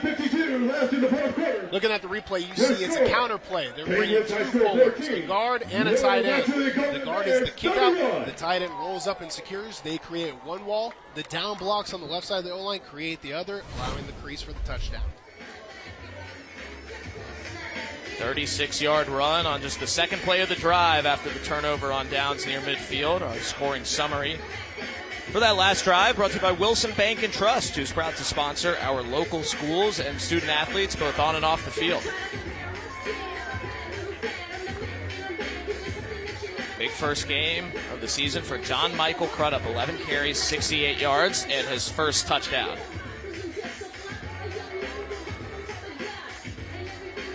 Crudup does have one college offer. It is from the University of Jamestown, which is an NAIA school in North Dakota. John Michael Crudup has never been to North Dakota. He has no plans to go to North Dakota to play for the Jamestown Jimmies, who are an NAIA football school. But somebody there saw his film and shot him an offer. Now he can say he has an offer. Absolutely. Whenever you get any offer, it's a testament to your skill, your accountability, all the work you put in for your entire life. So it doesn't matter if it's from NAIA, D1, D2, D3. You have the opportunity to be a college football player. And I asked him if he would ever actually go to school there, and he said, I'd probably rather go to Cumberland, which is a little bit closer here in Wilson County. Good kick return by Marty Matthews to get things going, and here's our budget breaks stop of the game. Budget breaks, you could pay more, but why would you want to? Led to that last touchdown. 4th and 1, Case and Walls takes care of business. One of many great plays tonight by the Mount Juliet defense, Bruno. They've been hunting on the edge. Case and Walls. Then you have number 9, Atticus Fiorita. They have been absolute terrors to Cane Ridge, forcing them to go inside to no avail. So big props to the Mount Juliet Bears defensive line. They have forced 3 turnovers on downs and recovered 4 Cane Ridge fumbles tonight. Got a 17-point lead, and they're back out there right now. Joshua Reese and Cane Ridge get started at their own 38. Pass caught by Isaac Bonds. He stopped a couple yards short of the marker. Roseberry with the stop. Cane Ridge now down 17, needs to get it in high gear. And their schedule remains tough. They will go to Ravenwood next Friday night for their second game before hosting local rival Antioch in their region opener in Week 3. Cane Ridge's new region this year. Metro schools, Antioch, McGavick, and then also Laverne, Smyrna, and Stewart's Creek. As the Ravens run for a first down with Marty Matthews. Mount Juliet moves back up into 6A this year. They were in 5A the last couple of years because they lost almost 900 students to nearby Green Hill High School, which opened 3 years ago. 1st and 10 from the 47-yard line. Green Hill and Mount Juliet both are now in 6A. Mount Juliet's numbers have boosted back up pretty far into the 1600s after dropping into the 1200s last reclass. Reese looks deep. Downfield for McGill. Incomplete, but a flag. Kai Perry a little handsy on Darius McGill. Pass was intended for McGill.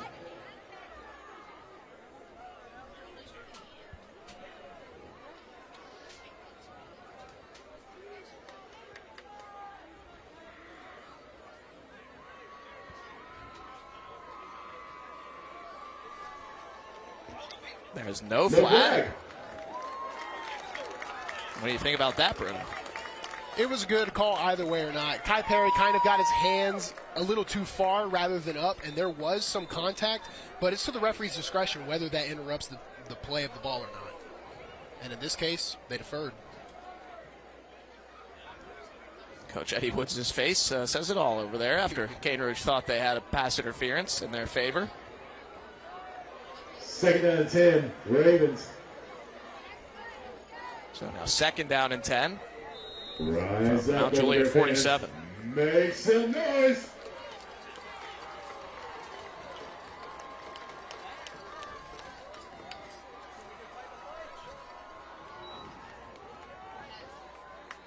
Reese looking deep again to Fletcher. Incomplete. Incomplete. Flag on the play. There's a flag in the backfield.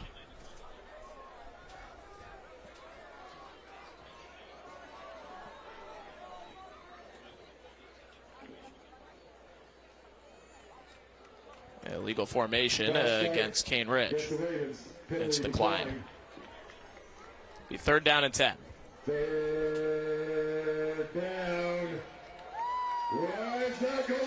The Mount Juliet cheer squad's run out banner before the game said Mount Juliet football is not responsible for ruffled feathers, referencing the Cane Ridge Ravens. I think the feathers may be ruffled by now, the way this game has gone. Pass caught by Fletcher, short of the 1st down. It'll be 4th and 2. And of course, Cane Ridge will go for it here. Things just have not gone Cane Ridge's way. They found their game at times. They did. They have Reese, they have Fletcher connection. Really, if the turnovers weren't there, this would be a much different game. 4th and 2. Reese throws, broken up. Isaiah Roseberry. Another turnover on downs for the Mount Juliet defense. We have a different player on the field. And Roseberry, who made the play, holding his right shoulder. That was a big collision as he broke it up.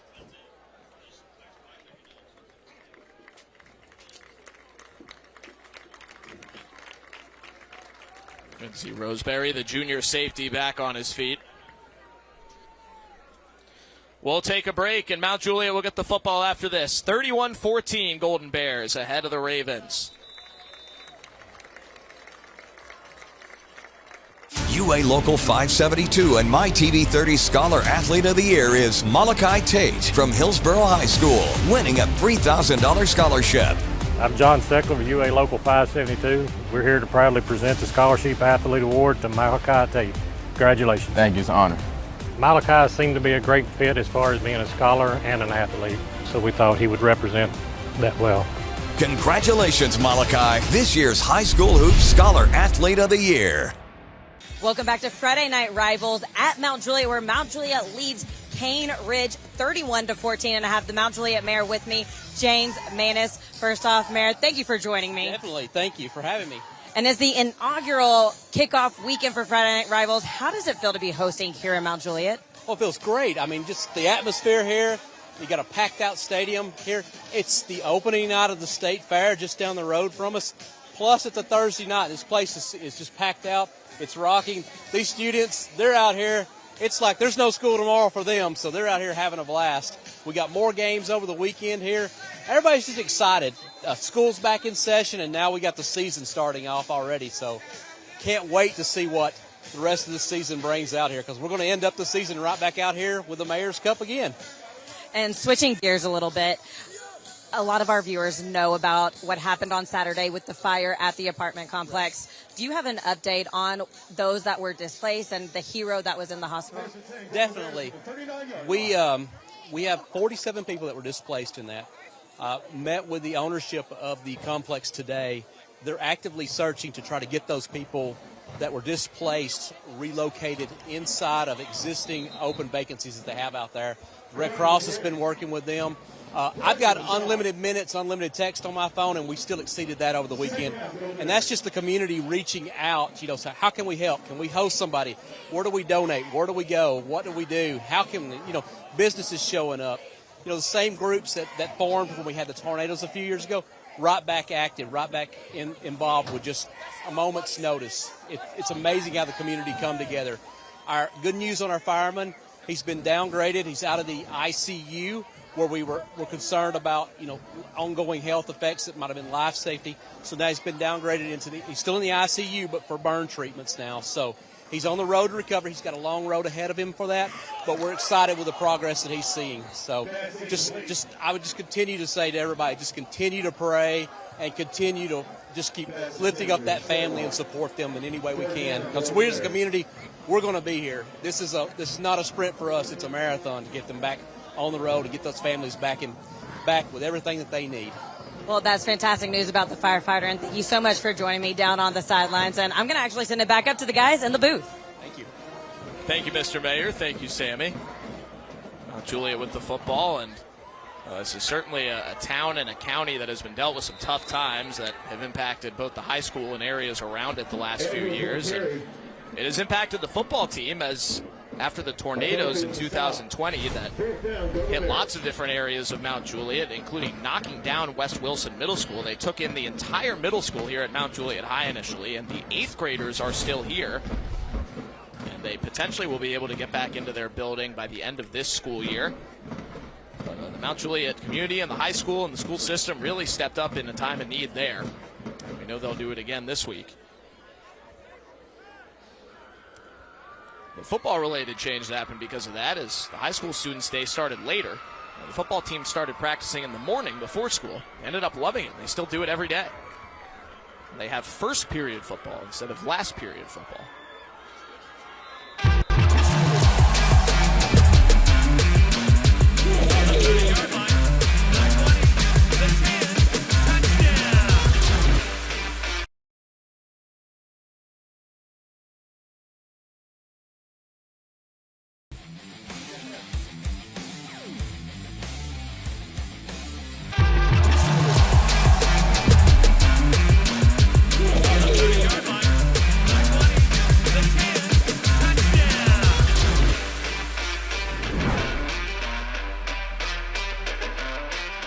All of us would like to take a moment to thank the wonderful sponsor partners, the Tennessee Army National Guard, Bart Durham Injury Law, and Rackley Roofing, who through their contributions to this program make these games possible for you viewers at home. We'd also like to thank our other great sponsor supporters for their contributions to our 2023 Friday Night Rivals telecasts: the Protein Snack Shack, BMC Metalworks, UA Local 572, Hiller Plumbing, Heating, Cooling, and Electrical, Wilson Bank and Trust, Demetria White Remax Realtor, the United States Marines, Action Nissan, Western Kentucky University, Budget Brakes, U.S. Community Credit Union, and Josh Houston and Associates. And we'd especially like to thank tonight's participating high schools and their administrators for their continued support.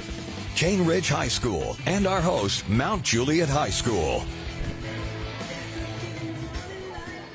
Great to be back at a high school football field here on the Tennessee Army National Guard's kickoff weekend. First of 3 straight games presented to you by Bart Durham Injury Law here on MyTV30. Mount Juliet about to punt it back to Cane Ridge. They have a 17-point lead. Still 8 minutes to go in this fourth quarter. Mount Juliet's defense has been the stars of the game. Recovered 4 fumbles and forced 4 turnovers on downs, Bruno. Said it at the start of the game. The difference in this game will be the turnover margin, and Mount Juliet has forced way more turnovers than they've given up. Translates to the scoreboard here. Cane Ridge coach Eddie Wood said we cannot be a young team on opening night. Well, they've looked like it at times. They will get the football back, though. Game still within reach. 3 possessions, but a lot of time left. Here goes Darius McGill on a punt return that can help get things going. McGill still on his feet. He's had a big night in all 3 phases, and he's pushed out around the Mount Juliet 20-yard line. Darius McGill, the sophomore.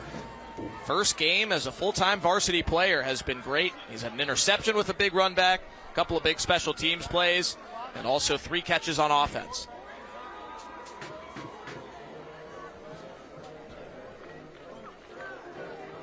Marked him out at the 24-yard line. First and 10 for the Ravens from the 25-yard line.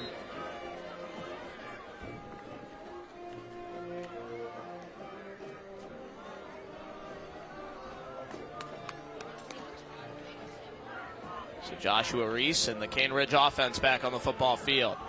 Pass to Bonds is caught, and he's knocked down by Cason Walls. Bonds with reception. Gain of 3. Cane Ridge needs to stick to these quick, get Reese into a momentum, then go on the big play. I like how they're staying ahead of the chains on their first down. Chop it down to 2nd and 7 or 6, then a 3rd and manageable. And then if you need to, you can go on a 4th and short. But stay ahead of the chains. 4 wide on 2nd and 7. Hal, Budget Brakes will replace your brakes for the lowest price anywhere, and you get a lifetime guarantee. Relax. Budget Brakes. Brakes starting at just $100. Relaxing. BMC Metalworks, an industry leader in CNC machining, steel fabrication, and field support. You ask me what I like most about Reese? Watch his eyes right here. He has a rusher in his face. He still jumps over to keep his eyes and plant a good ball so he can get his runner, Matthews, out in space and have a chance to yak yard after catch. Turns out, takes it for a touchdown. Extra point to make it a 10-point game by Jamie Herrera-Nava. That's good. 31-21 with 7:27 left. A quick strike from Cane Ridge, and there's still so much time left in this game. Especially when you're in a game, -8 turnovers, and you still have a chance to win. Some might call that fate or destiny. We'll see. Check out Matthews right here. Full effort. Stretches out. Barely breaks the plane. If you're going to win, this is a game of inches, and that's how you play football right there, to the finish. Matthews had one of the fumbles tonight, running with the ball in his hands confidently there on the screen pass. Cane Ridge has life. They trailed 7-0, 2 snaps into the football game. A giveaway on offense on their first snap. They gave up a touchdown on their first defensive snap. They trailed 14-0 after one, 17-0 with 2 minutes till halftime. Got it within 10 now 3 times as we go down to Sammy Kincaid. Guys, it's no surprise that Joshua Reese is able to help his team make a comeback right now. Coach Woods was telling me earlier this week that he actually played for Joshua's dad at TSU in college. And also on the sidelines with Coach Woods is Joshua's older brother, James, who also played at Cane Ridge. It's a family affair over there. It's no surprise that Joshua is able to step up in these big moments because he does have so many family members that have gone through in these same shoes. Thank you, Sammy. Yeah, both the Woods families and the Reese families all over Cane Ridge football and athletics at large, plus plenty of TSU connections as well. And a good return for Isaiah Roseberry to get Mount Juliet going. James Reese IV, who is the oldest of the 3 Reese brothers, played quarterback early in high school, then gave it up to play DB, which was the position he played at TSU from 2018 through last year. Now his first year on the staff, coaching the DBs. A senior on that 2017 6A runner-up team, the best finish ever for Cane Ridge in their 15 years of varsity football when they lost to Maryville in the 2017 state championship game. Since then, they've had a trio of Power 5 recruits, including the middle brother of the Reeses, Michael, playing defensive line now at Duke. A.D. Mitchell, who caught touchdowns in the college football playoff last year for Georgia, transferred to Texas this past offseason. And now Mose Phillips, an early enrollee freshman at Virginia Tech, who could see the field in a couple of weeks. Bad snap for Mount Juliet. Puts them behind the sticks and gives Cane Ridge some more life to start salivating over. You want to talk about first game, yips. Now we're in the fourth quarter of the first game. This is where you need to be well-rounded in all regards. Operation, snap, handoff, reads. And if you give up on any of these things, the defense will exploit it. Cane Ridge's defense has been constantly asked to step up, and now they're asked to do it again, and they're performing. Loss of 9, 2nd and 19. As you see the stats for Travers, he has not completed a pass for positive yardage in the second half. Screen pass to Crudup, way behind the line of scrimmage, but he's got some moves to fix that. And he picks up about 3 yards, 2 or 3 yards. There's a Cane Ridge player injured in the backfield. Injured player on the field. Official timeout. That's Keydarian Fletcher. He was the first one down. There is still another injured player down, as Fletcher got himself to his feet, and another player cramping in the backfield.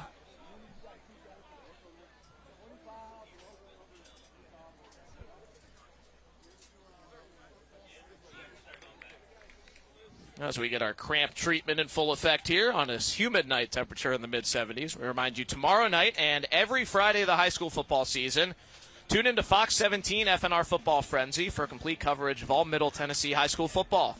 Fox 17's FNR Football Frenzy is Friday nights at 9:30, presented by Wilson Bank and Trust. Wilson Bank and Trust is proud to sponsor our local schools and student athletes both on and off the field.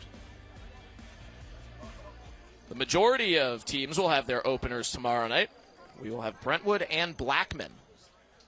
Then on Saturday night, CPA and... How? Budget Brakes will replace your brakes for the low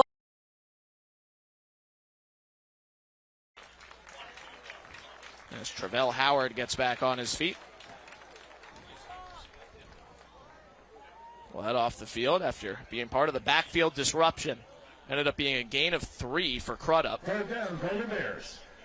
And his 3rd down and 16. Cane Ridge a chance to get the football back here with a stop.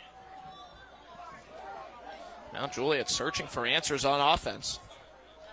Just 2 touchdowns here in the second half.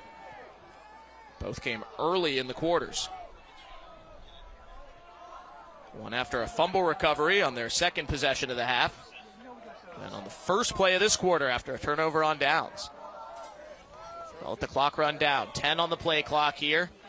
Around 6 minutes left in the football game here on opening night.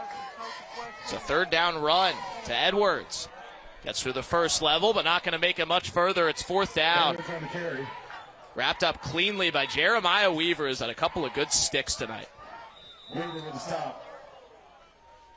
And a timeout called by Cane Ridge to preserve some time with 5:49 to go. You like the move here to start using the timeouts this early? Absolutely, because if you have to get to the end of the game with no timeouts, at least you'll have some clock, and then it's not to say you want to practice in a game, but then you can practice having a quarterback with poise in a time management situation. So later in the season, it's not his first time when it matters, right? Not to say this game doesn't matter, but I love the call right here. Start taking the timeouts. Give your offense time to work. Time for tonight's Tennessee Army National Guard play of the game. It was the first offensive snap of the season for the Mount Juliet Golden Bears after a turnover. 27-yard touchdown from Tyler Travers to Baylor Osborne. What a way to start the fall. Absolutely. This is a huge confident boost you need if you're Tyler Travers to get that ball into the end zone on your very first play of the entire season. I think they're going to start connecting a lot more as we start getting into these later games. Osborne, the junior, two-sport star. Left-handed hitting catcher, which is baseball speak for big-time prospect if you can hit. And he's had a whole lot of fun playing football over the last calendar year, too. Mount Juliet punting it back to Cane Ridge. Echeverria with his best boot of the night. Darius McGill catches it. A chance for another. How? Budget breaks will replace your break. Outrun Walls, and he just heads straight to the sideline. But Cane Ridge will start on the plus side of midfield, down 10 with 5:34 to go. Mark him out at the Mount Juliet 48-yard line. It has been a stressful up and down night for Cane Ridge. Head coach Eddie Woods, first-year starting quarterback Joshua Reese. Here's what he's done as they've thrown to get back in the game, Bruno. Hey, those are pretty good numbers. 19 of 30, 208 yards, 3 touchdowns. Joshua Reese, this is his first game as a full varsity starter. This is a pretty impressive night, all things considered. He's all alone in the backfield on the first snap of this drive. Throwing with 5 targets. Off to the right side, caught by Bonds for a Cane Ridge first down. He's flipped over with a gain of 14. First down, Ravens. We see right here, Reese keeps his eyes downfield, unloads. Bonds has about 5 yards of separation between 3 different defenders. If Mount Juliet keeps playing soft like that on top of Bonds, they're not going to be able to cover the underneath, and they're going to give up yards all the way to the red zone. It's a UA Local 572 first down for Cane Ridge. UA Local 572 is the premier trainer of workers in all aspects of the piping, plumbing, welding, and HVAC industry. Here goes Reese on the QB run. He has not done that yet tonight. Hops out of bounds with a gain of 7 or 8. Reese with the quarterback keeper. Clock stops with under 5 minutes to go. It'll be second down and 2. Mount Juliet Rush is starting to get a little too up the field. That's going to give Reese options. If he wants to run, he'll have a big gap in the middle. You got to also play contained while rushing hard. A game pushing 3 hours on night 1 of the season. Cane Ridge has not even had the game tied since the first 20 seconds when it was 0-0. Reese to the left, caught by Jadell Sane. First catch of the game for the senior, who was their top returning player with over 400 receiving yards last year. Found himself behind a couple of the younger players on the depth chart. We've seen him in some 4 receiver sets tonight. It's a gain of 8, first down. inside the 20. Rise up, Thunderbird fans, make some noise. They've done all this in just 45 seconds of clock time. Trips right for Reese. He rolls that way. Being chased down, gets away from Crudup. Caught by Fletcher for a touchdown. Kedarian Fletcher got stepped on, but he didn't let it stop him. Cane Ridge has it down to one possession with under 5 to go. And Key Fletcher has 3 touchdowns tonight.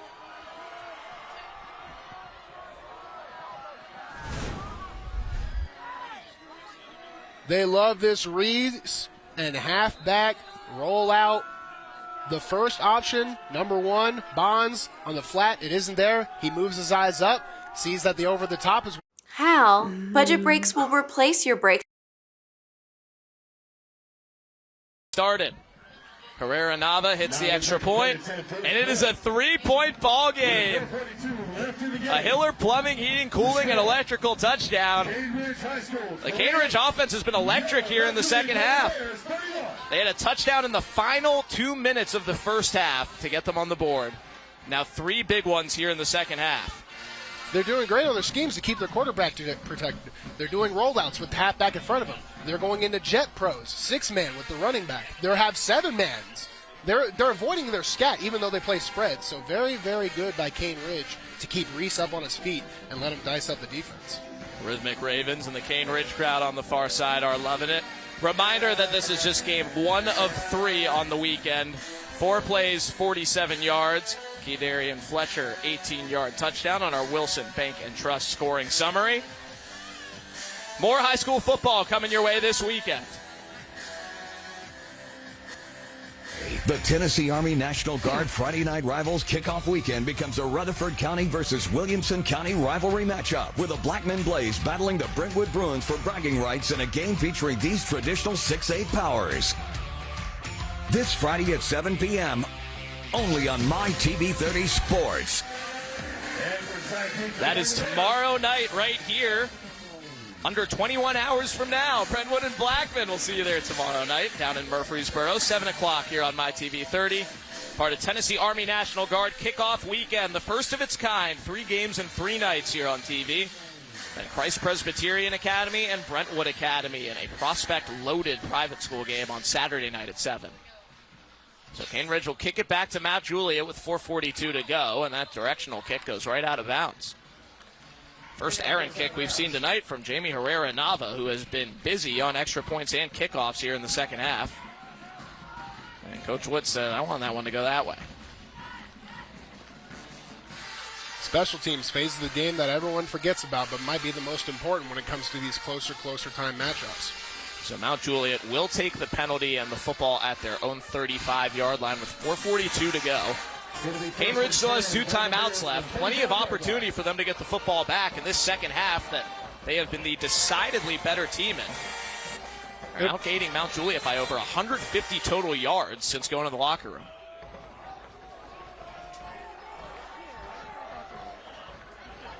There's Tyler Travers, who has not had much to write home about here in the second half. Play fake. Deep down the left side. Single coverage and dropped by Osborne. Covered well by McGill, but they had the one-on-one. Excuse me, that was Easton Spurlock, not Osborne, the intended receiver. They are getting him on the one-on-one, but McGill's coverage there was super tight. He has no pressure on the offensive pass interference, or the defensive pass interference. He's able to get his hands up, and that causes the ball to fall to the ground and get it second and long.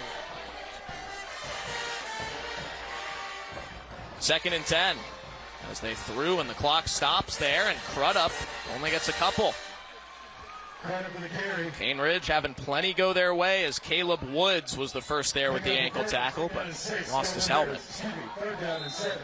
It'll be 3rd down and 7 after a gain of 3, and Mount Juliet can run the clock under 4 minutes to go. What an effort this has been by Cane Ridge to make this a 3-point game here in the 4th.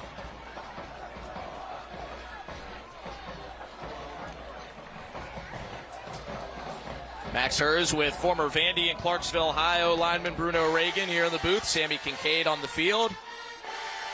It's a big 3rd down for Mount Juliet. Travers goes down. Pressure applied by Emmanuel Malone, and it's 4th down. Timeout, Cane Ridge. The Ravens will get it back with under 4 minutes left. Down 3. Yeah, somebody's got to stop that clock. Timeout on the field. Travers had the flat open, but a low snap causes him to get his progress a little late, and the pressure makes him trip up. The flat probably would have been a 1st down, very easy pass and catch, but the operation is holding Mount Juliet back from being successful in offense. So a punt situation here, or as our friend Josh Corey would say, a punt opportunity for Mount Juliet High School. Cane Ridge has not led in this game. They were down 7-0, 2 snaps in. They've fumbled the ball away 4 times. They've turned the ball over on downs 4 times. And Mount Juliet has not been able to produce much here in the second half, other than a couple of quick strike touchdowns off of takeaways. Leaving Trey Perry's crew awfully frustrated as Cane Ridge gets a chance to take their first lead of the game 3 hours after we kicked off. Cane Ridge has been very, very successful on defense with their coverage. Applying that tight coverage gives your defensive line time to not only swarm to the quarterback, but force him to move in and out of the pocket, getting his eyes away from the downfield. And this has really been trouble for them because when they miss those passes, it's 2nd and long, 3rd and long. Mount Juliet isn't having the success of throwing under the field with the RPO and getting those 1st and 5s, those 2nd and 1s. Now they're playing from behind the chains, and it's really hard to convert those. They will punt this one away on 4th down and 18, and they did take care of the clock for Cane Ridge, bumped it back up to 3:47. Mount Juliet was only able to chew 55 seconds off on that last drive. You see our 2 head coaches, Eddie Woods of Cane Ridge on the left, Trey Perry of Mount Juliet on the right. What a roller coaster of a football game this has been in week 1. These are 2 teams who will certainly play cleaner games later in the year, but it's a fun way to start the season. Echeverria ready to punt it away to McGill, who has been a dynamite returner in special teams and on an interception return for Cane Ridge. See if the sophomore gets a crack at this one. It'll bounce in front of him. Very well placed by Daniel Echeverria, the Mount Juliet punter. And the Golden Bears will down the football at the Cane Ridge 34-yard line. So with 3:37 left, Joshua Reese and Cane Ridge bring their offense back onto the field, down 3. Eddie Woods, the head coach and offensive play caller, going to dial something up here. A short passing game has worked well for the Ravens. Let's make some noise for the Bears. They can't hear you. Whistles before the snap as Will Zerniak was ready to take Reese's head off. But a false start against Cane Ridge before any of it. Not a good way for this drive to start. Cane Ridge had avoided the penalties for the most part during the second half comeback. Absolutely, but when you make because they're in double-digit penalty territory, and you keep making these same mistakes when the game is now clearly in a very winnable situation, it's got to be frustrating. I always caution getting back to the middle, but now it might be time to get after your guys and say, listen up and lock in. 12 penalties accepted against Cane Ridge for 95 yards against them. Reese on a broken play, slides down.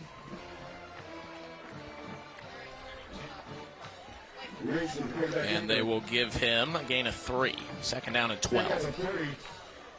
So a penalty against, and then a play that didn't go far.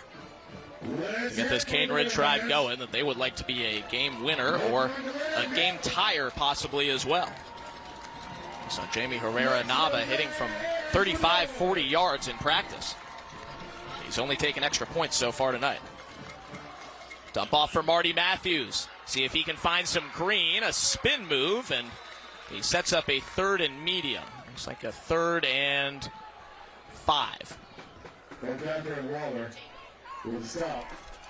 Cane Ridge has been doing a really good job of using these short, wide, swing-out type plays and turning them into explosive plays. But since they started behind the chains, now they have to chip away, and they're losing those downs and chances to really break out. It is 3rd and 5. Reese to Darius McGill, who's knocked down way behind the line. Cason Walls was first in, and that's a loss of at least 3. 4th down. Cason Walls, rule number 1. If you're getting blocked, don't go around it, run through it. Gets a leg, allows for the gain to come up, tackle and secure. 4th and long. 4th down and 7. Under 2 minutes to go. This could be the game right here. Joshua Reese is sacked. John Michael Crudup gets home. And Mount Juliet gets the football back with 1:48 left.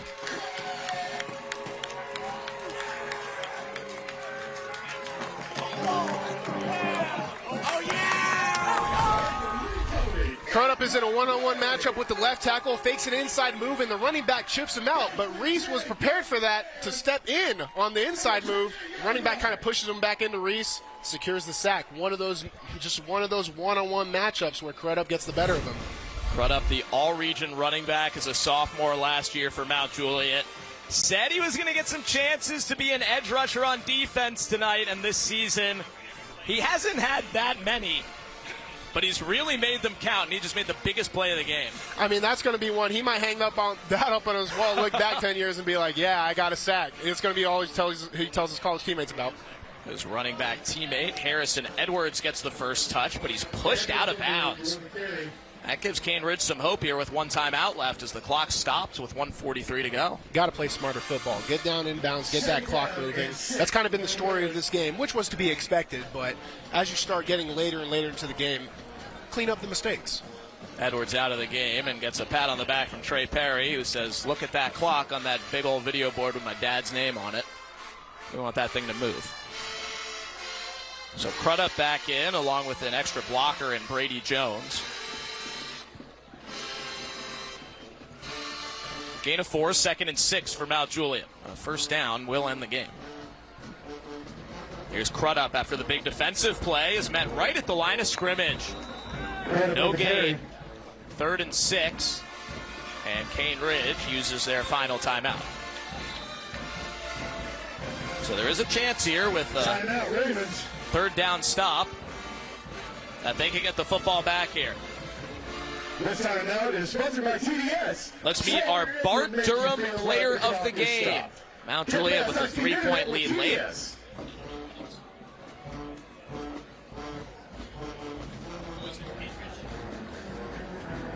It is Mount Juliet quarterback Tyler Travers. Whole lot of good offense, especially in the first half for him. Absolutely. Travis right here hits wide open. He talked about before the game, he wanted to try and use his legs too. So you see him not only spin out, collect first downs with his feet, keeps his eyes downfield, allows him to read the defense. Very high level play by Travers, player of the game. Travers tonight, 13 out of 26, 37 pass yards, 2 pass touchdowns. And that yardage number affected by some sacks and fumbles as well. So in reality, it's more than that. But Mount Juliet needed a guy that they can sort of rally around, a guy with that leadership quality and that can keep them in the middle. Travers has been that guy for them, so a very good choice for player of the game.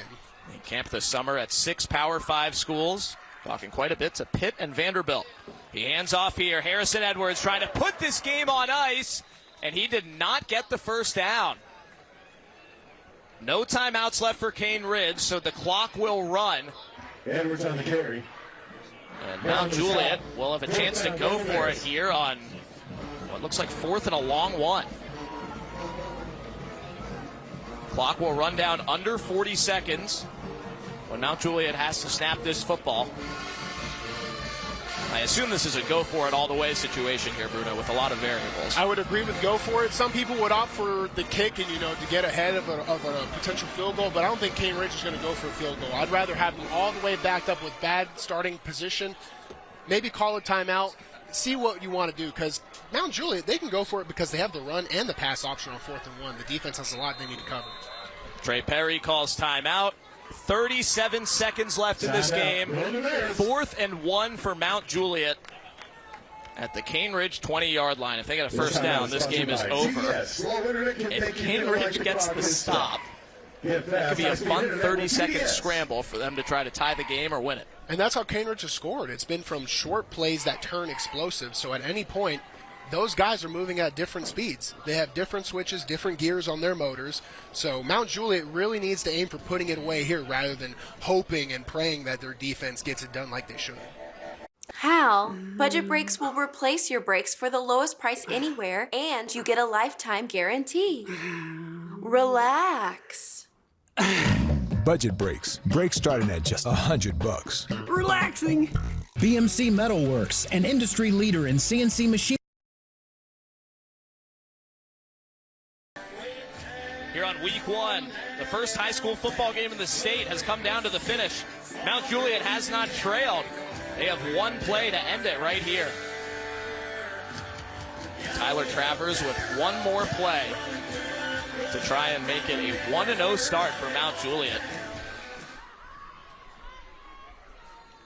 Travers rushes under center, sneaks it, held up behind the line. I don't think he got there. He's short. Cane Ridge football with 32 seconds to go. Try to emulate that Philadelphia Eagles under center, 2 halfbacks to your side rush, but Travers fails to find a crease, and he sort of gets stuffed. Uses the misdirection. Shout out to the Cane Ridge defensive line. They get low, get underneath, and get his legs. Gives their offense an opportunity to still win this game. He was locked up from the beginning, right along the line of scrimmage by Emmanuel Malone. So Cane Ridge has the ball at their own 20. 32 seconds left. They have no timeouts, down 3. Joshua Reese and crew back on the field.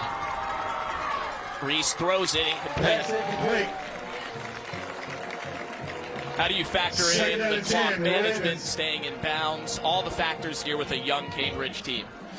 Wow, well, this is a lot to ask for a young, just brand new starting quarterback, but you have to chop it down about 20 yards. If you've seen some very high-level football players can get from one end zone to another in about 20 seconds. We have 27 here, but you really have to play those edges, and it really comes down to timing with your wide receivers, which we'll see what work they've gotten over the summer, but it's hard to build that bond with the limited amount of time high schools have. They got 80 yards to go. Reese throws, caught for a first down by Jadell Sane. And interestingly here for Cane Ridge, Kedarian Fletcher, who's caught 3 touchdowns tonight, is not on the field. Sane with reception, first down, Ravens. It's McGill, Bonds, Sane, and Matthews. Clock running, 13 seconds left. Reese with a little bit of time, running out, and it is intercepted. Brooklyn win with a game-winning pick for Mount Juliet.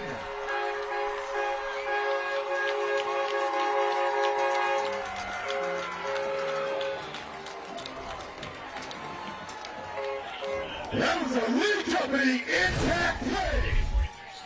Reese is trying to make something out of nothing. They're in a jet 6-man protection right here. Gets flushed out of the pocket from his right tackle. I mean, they don't have the routes. They don't have the time. He's just trying to make a play, make something happen. So that's a throw that you kind of go, yeah, at least you know you had to give it a shot.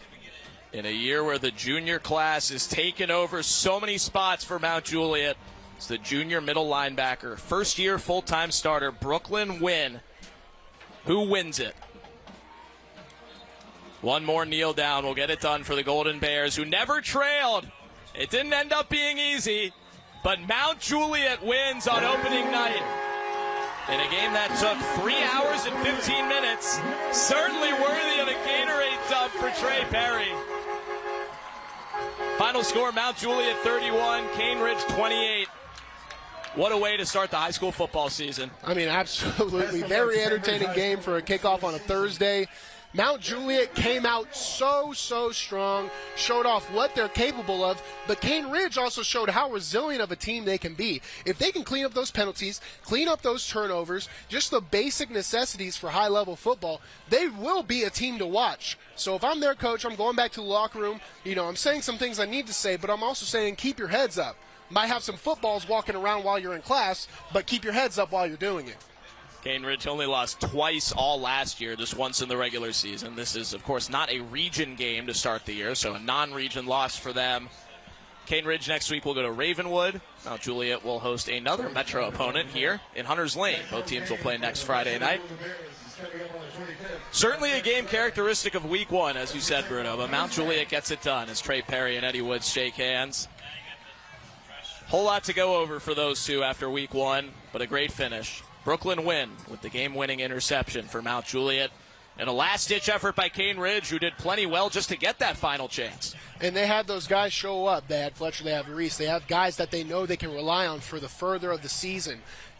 We saw Fletcher not out there at the end, but I'm sure we'll see him as the season goes on. Plenty more to come here on MyTV30. Stick with us. We'll talk to the Golden Bears after this big win. If not, we'll talk to you tomorrow night for Brentwood and Blackman at 7. But plenty more to come from Wilson County. How? Budget Brakes will replace your brakes for the lowest price anywhere, and you get a lifetime guarantee. Relax. Budget brakes. Brakes starting at just $100. Relaxing. BMC Metalworks, an industry leader in CNC machining, steel fabrication, and field support services, offering a new beam drilling equipment and new state-of-the-art Dragon CNC plasma tube and pipe cutting system. Visit bmcmetalworksllc.com. UA Local 572 and MyTV30 Scholar Athlete of the Year is Malachi Tate from Hillsboro High School, winning a $3,000 scholarship. I'm John Seckler with UA Local 572. We're here to proudly present the Scholarship Athlete Award to Malachi Tate. Congratulations. Thank you, it's an honor. Malachi seemed to be a great fit as far as being a scholar and an athlete, so we thought he would represent that well. Congratulations, Malachi, this year's High School Hoops Scholar Athlete of the Year. BMC Metalworks continues its legacy of over 45 years of excellence in CNC machining, steel fabrication, and field support services. BMC's #1 priority is meeting customers' requirements with quality assurance and superior service. Visit bmcmetalworksllc.com to find out more. Alignment. At Budget Brakes, we use the best alignment equipment to straighten out your steering for the best price in town. Visit budgetbrakes.com. Brakes starting at just $100. Alignment starting at $59.99. Friday, Brentwood, Blackman. It's the Tennessee Army National Guard's Friday Night Rivals, presented by Bart Durham Injury Law. Friday at 7 on MyTV30.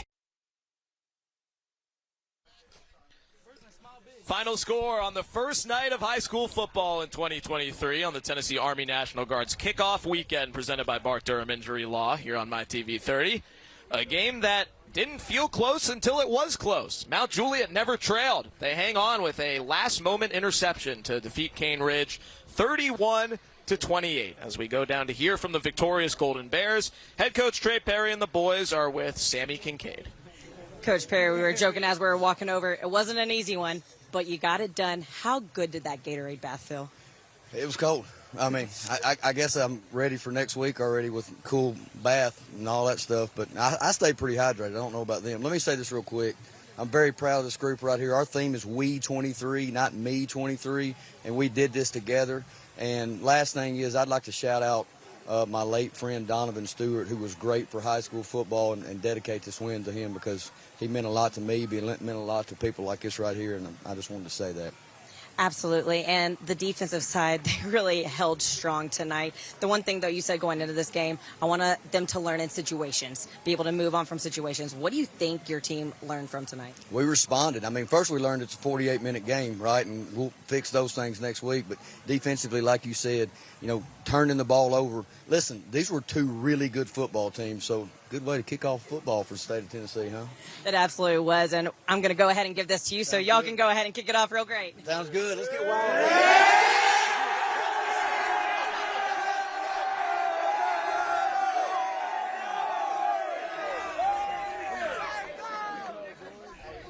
Happy boys from Mount Juliet with the win tonight. Let's take a look at what's coming your way tomorrow night. Blackman and Brentwood, game 2 of 3 in as many nights here on MyTV30 to get the season started. Our first ever season opening triple header. So we'll talk to you from Blackman High School in Murfreesboro tomorrow night at 7 o'clock with the Brentwood Bruins in town. We certainly want to echo Coach Perry's message in support of Donovan Stewart, who we lost over the summer, high school football journalist. So thank you, Coach Perry, for dedicating that win to Donovan as well. Bruno Reagan, great to have you here. First game was a crazy one in almost 3.5 hours worth, so get your rest. We'll talk to you tomorrow. We'll see you down in the borough. I appreciate it. It was a ton of fun. Can't wait for more. Tomorrow night, Blackman and Brentwood at 7. Saturday night, if you're going to a game tomorrow night, be back with us Saturday night, CPA and BA at 7 for our Tennessee Army National Guard opening weekend triple header here on MyTV30.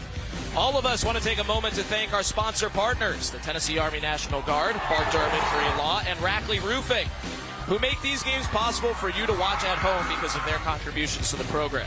We also want to thank our great sponsor supporters for their contributions to 2023 Friday Night Rivals telecasts. The Protein Snack Shop, BMC Metalworks, UA Local 572, Hiller Plumbing, Heating, Cooling, and Electrical, Wilson Bank and Trust, Demetria White, Remax Realtor, the United States Marines, Action Nissan, Western Kentucky University, Budget Breaks, U.S. Community Credit Union, South College, and Josh Houston and Associates. We'd especially like to thank tonight's participating high schools and their administrators for their continued support of high school football on TV. Cane Ridge High School and our host, Mount Juliet High School. What a crazy game it was. That's only one night down. A whole fall of football left. Final score, Mount Juliet 31, Cane Ridge 28. Max Hers for Bruno Reagan, Sammy Kincaid, and our crew, signing off.